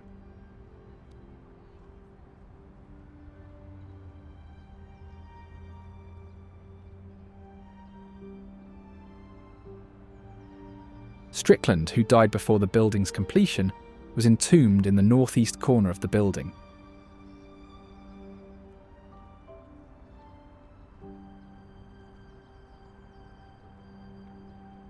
His longtime rival, Samuel Dold Morgan, involved in the project's oversight, was later interred on the opposite corner, leading to stories of their ghostly quarrels echoing through the halls.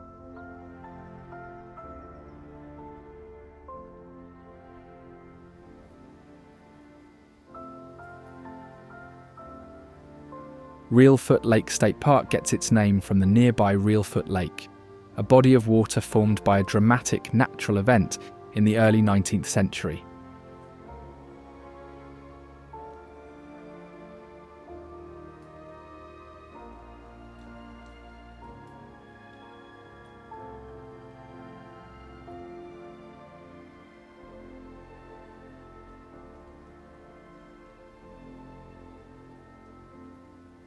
According to the legend, the lake is named after a Chickasaw chief called Reelfoot, who was born with a deformed foot and walked with a rolling motion.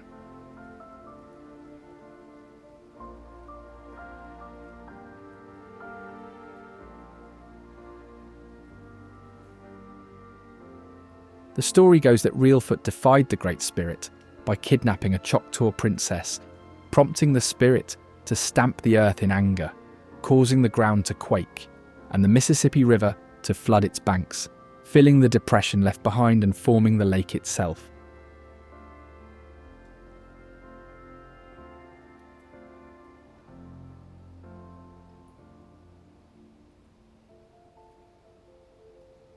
Beneath the water lie the remains of Reelfoot, his bride and their villagers, swallowed by the flood.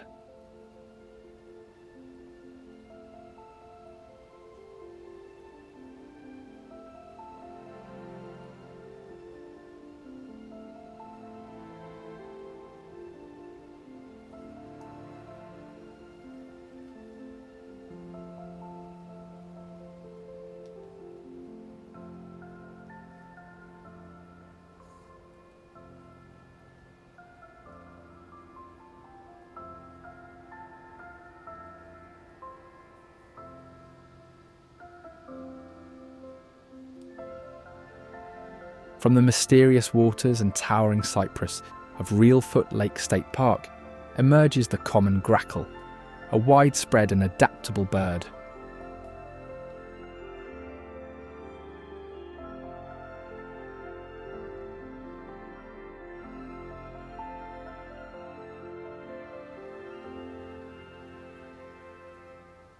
Despite their name, they are medium-sized blackbirds, recognised by their glossy black feathers that shimmer with iridescent blues, purples and greens in sunlight.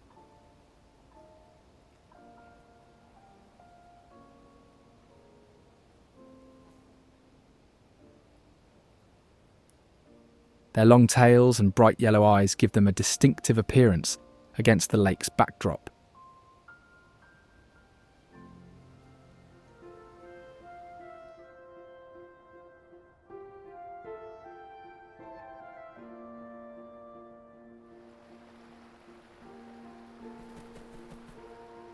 During migration, they often gather in large flocks, producing loud, mixed calls that contribute to the lake's lively soundscape.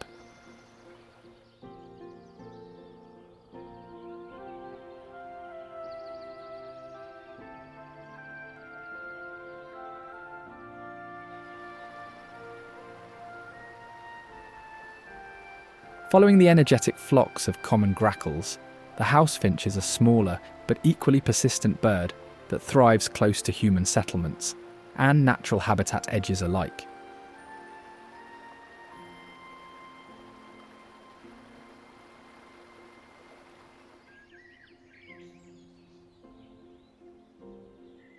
In fact, they are known to quickly colonize new areas, often benefiting from human proximity.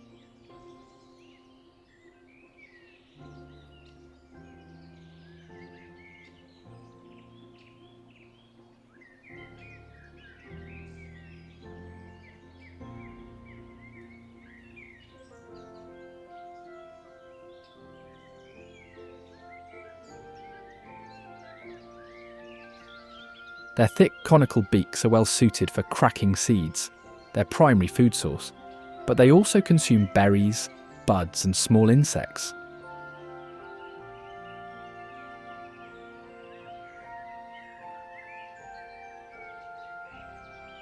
Their mating style involves males performing courtship songs and feeding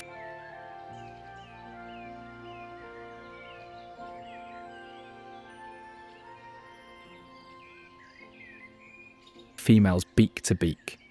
Females construct cup-shaped nests in trees, shrubs or man-made structures.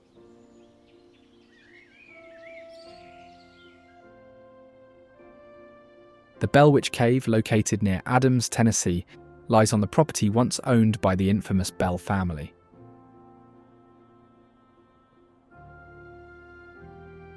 From 1817 to 1821, they were reportedly tormented by an entity that defied explanation.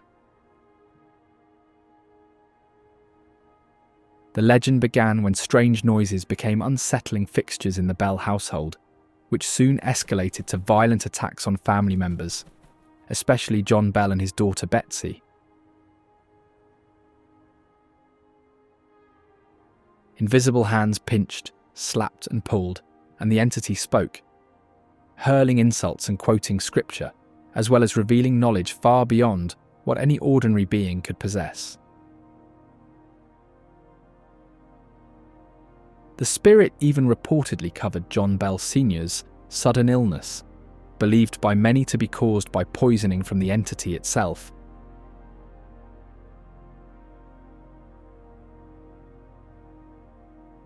Knoxville, situated in eastern Tennessee, began as a frontier settlement called White's Fort in 1786, named in honour of Henry Knox, the first US Secretary of War, by territorial leader William Blount.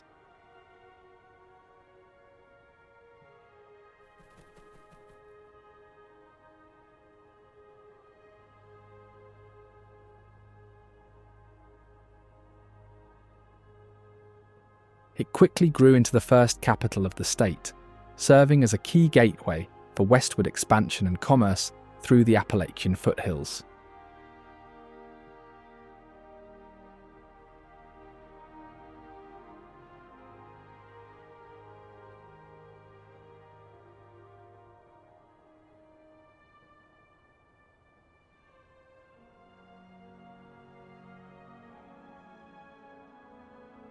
Known for its connection to education, it is home to the University of Tennessee, founded in 1794, one of the oldest public universities west of the Appalachian Mountains.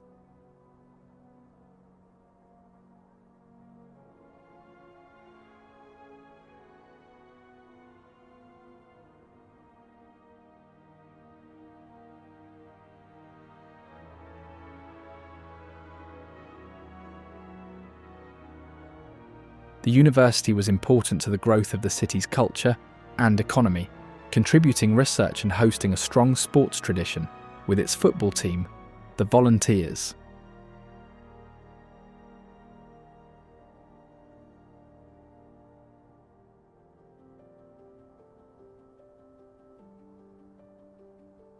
During the Civil War, the city was fiercely divided but remained under Union control after the Battle of Fort Sanders.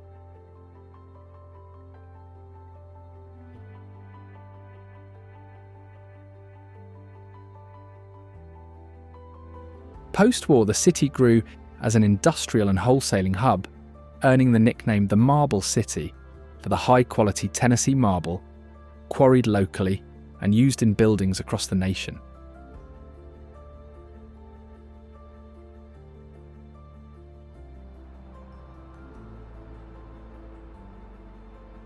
The Sun Sphere in Knoxville rises 266 feet above World's Fair Park, its gleaming gold globe perched like a beacon over the city.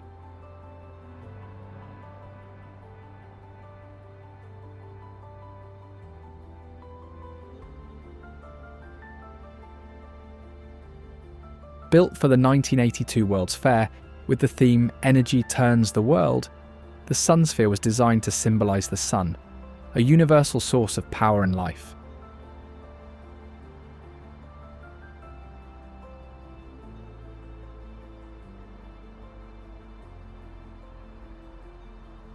The spherical structure atop 6 steel trusses stands 7 stories tall, with 75-foot diameter panels embedded with 24-carat gold dust, making the tower shimmer in sunlight and at night.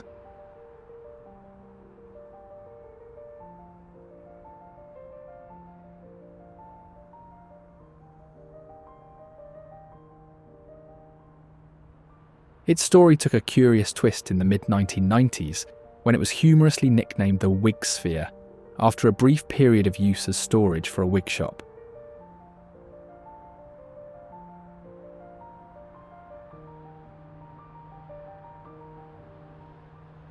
This odd chapter unexpectedly boosted its fame through pop culture references, including a notable episode of The Simpsons.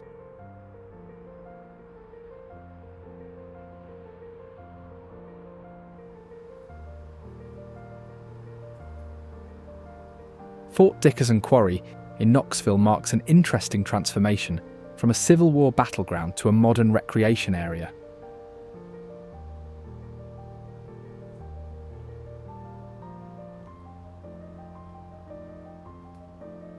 It is centred around a 300-foot high ridge and a deep quarry lake once quarried for limestone.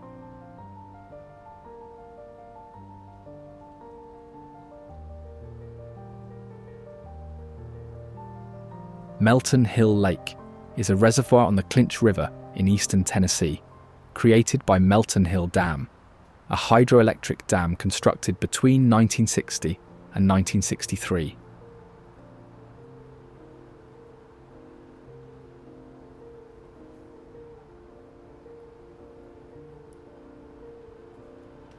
In March 2000, fishermen discovered the body of an unidentified woman floating nude face down in the lake, now known as the Lady in the Lake.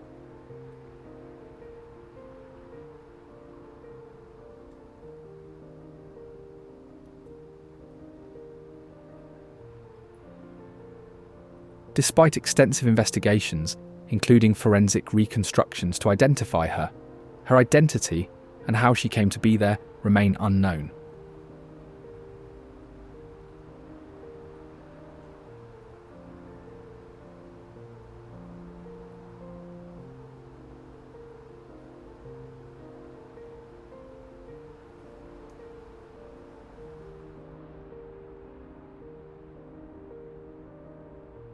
Known for its railroad routes, the city of Johnson became a vital commercial and transportation centre, with notable railroads like the East Tennessee and Western North Carolina Railroad and Clinchfield Railroad passing through.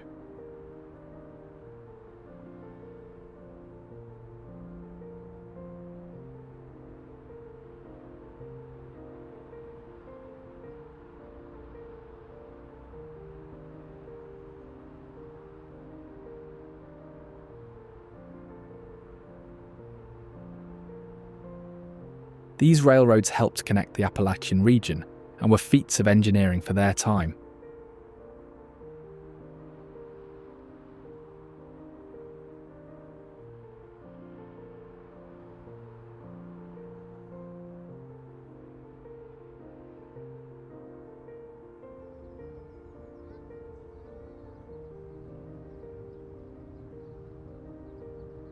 The city earned the nickname Little Chicago during Prohibition due to its ties to bootlegging, gambling, and other illicit activities.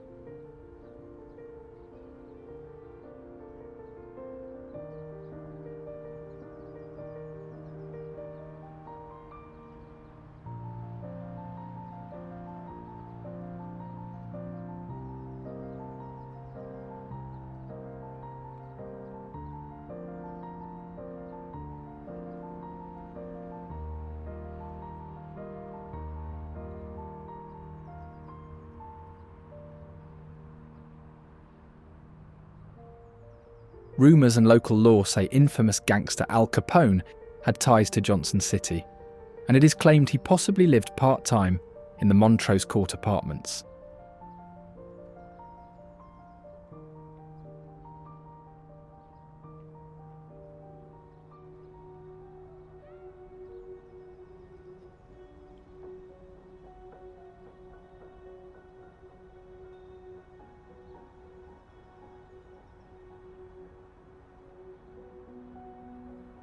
Its culture also has ongoing ties to Appalachian music and traditions, hosting landmark Columbia Records sessions in 1928.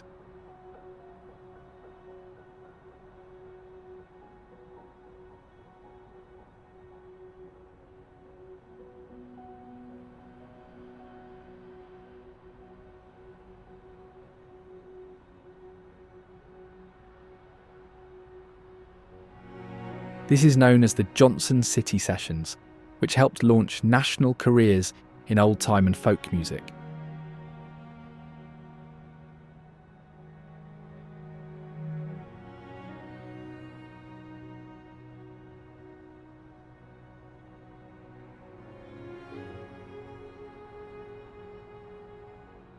At Tenery Knobs Hill, a small hill near Johnson now known primarily for outdoor recreation, including hiking and mountain biking along professionally designed trails, the name echoes a more industrial past rooted in the working lands of the region.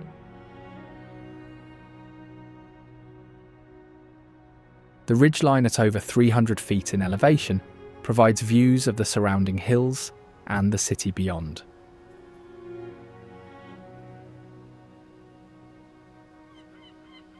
Paris Landing State Park, located on the western shore of Kentucky Lake at Buchanan, Tennessee, is named after an old steamboat and freight landing that once operated on the Tennessee River.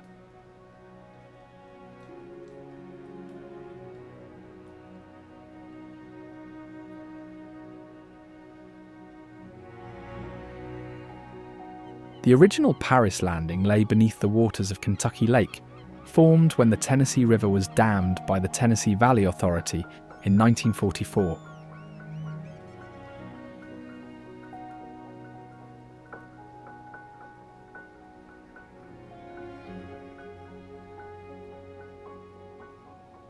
The landing was a significant hub for river trade starting in the 1820s, supporting goods transport for local settlements by steamboats and packet boats.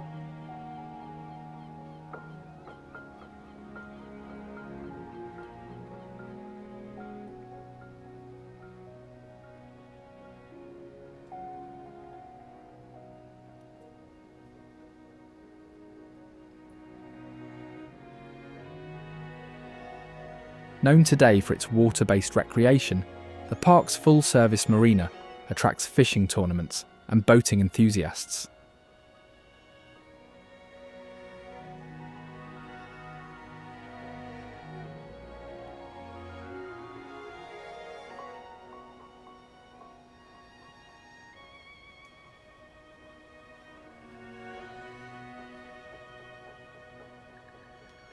Additionally, the park's award-winning 18-hole, tree-lined golf course has hosted numerous collegiate and high school championships.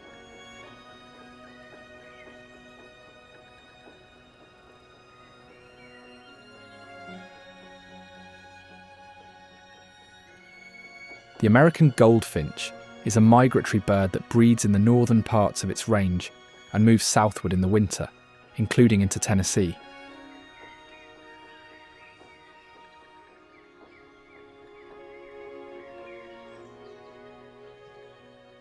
In Paris Landing State Park, it is seen mostly during spring and summer when its bright yellow feathers stand out.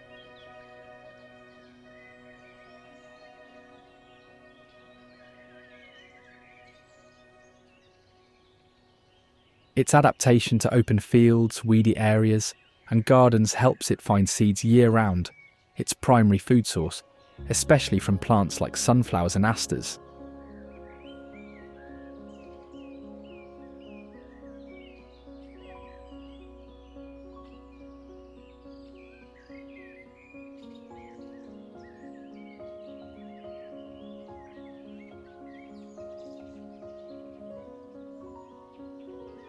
In fact, it relies almost exclusively on seeds for its diet, and interestingly, it can molt twice a year.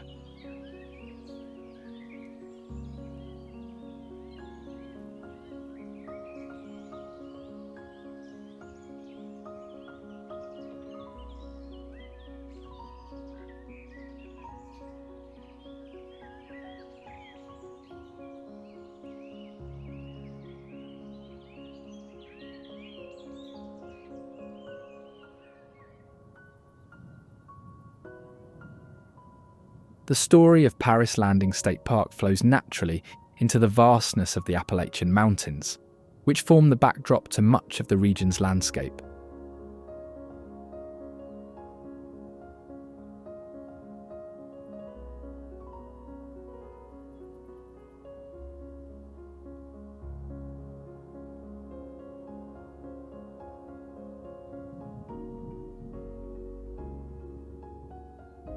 These mountains are among the oldest in the world, formed roughly 480 million years ago during powerful geological upheavals.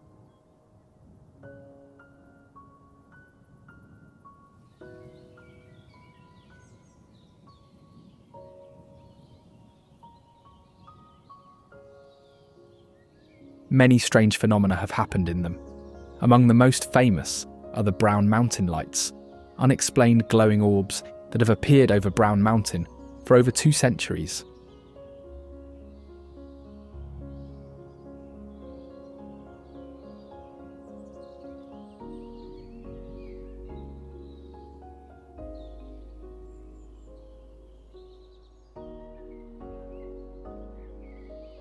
First documented in 1771, these lights have baffled observers, appearing even when roads and train tracks were destroyed, defying official explanations such as car headlights or train signals.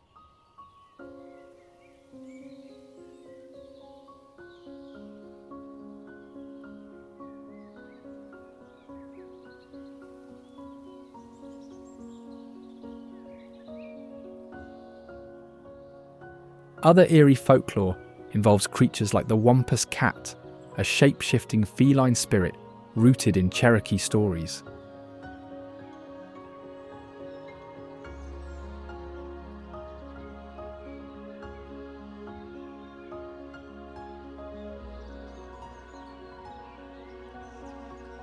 Variations describe it as a vengeful woman turned into a demon cat, or a creature haunting mountain forests, often considered an omen of death.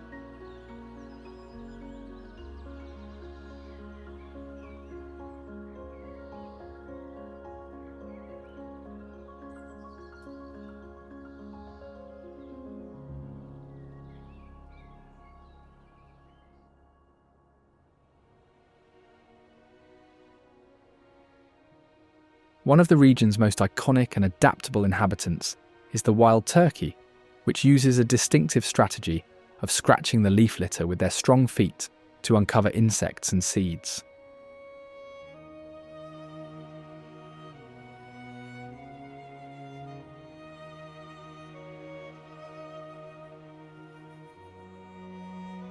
Unlike many bird species, wild turkeys do not migrate long distances.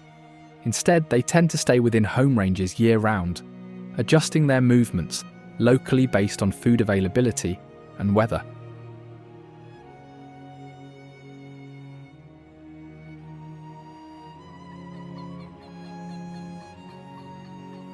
Their large size and strong legs allow them to forage on the ground for an omnivorous diet, including acorns, nuts, seeds, insects and small amphibians.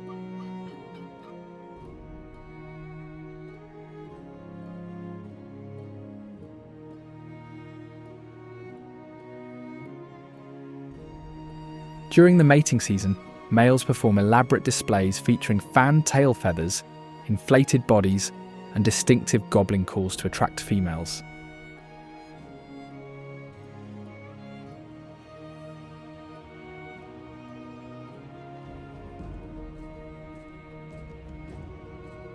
The Museum of Appalachia in Clinton is an open-air museum that preserves not just structures, but the stories of everyday Appalachian life, telling tales of pioneer farms, craft work, and mountain communities.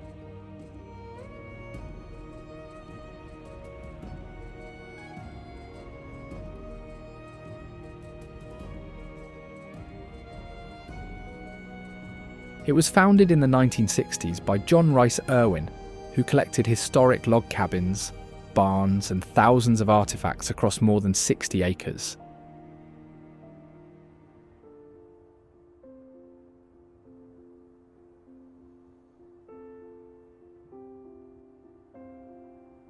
The museum's name reflects its focus on the Appalachian region, aiming to preserve not only physical items, but also the personal histories that accompany them.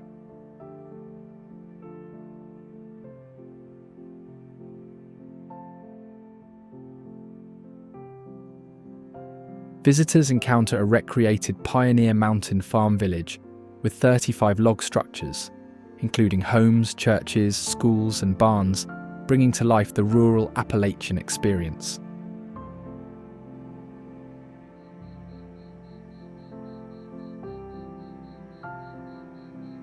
Back outside, one of the most commonly seen birds around is the chipping sparrow, singing its clear musical trill and high-pitched flight song, distinguishable from other sparrows.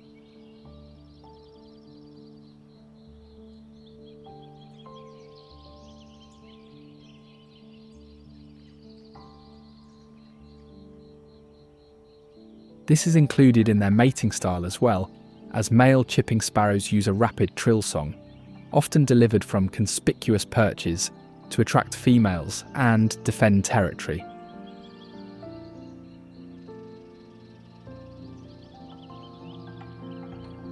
After pairing up, the female lays 3 to 6 eggs, incubating for about 11 days.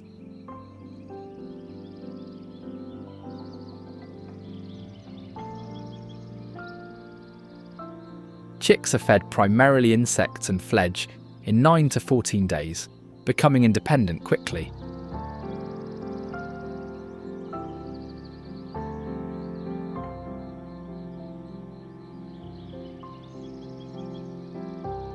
It thrives in varied habitats, including open woodlands, forest edges, and suburban parks.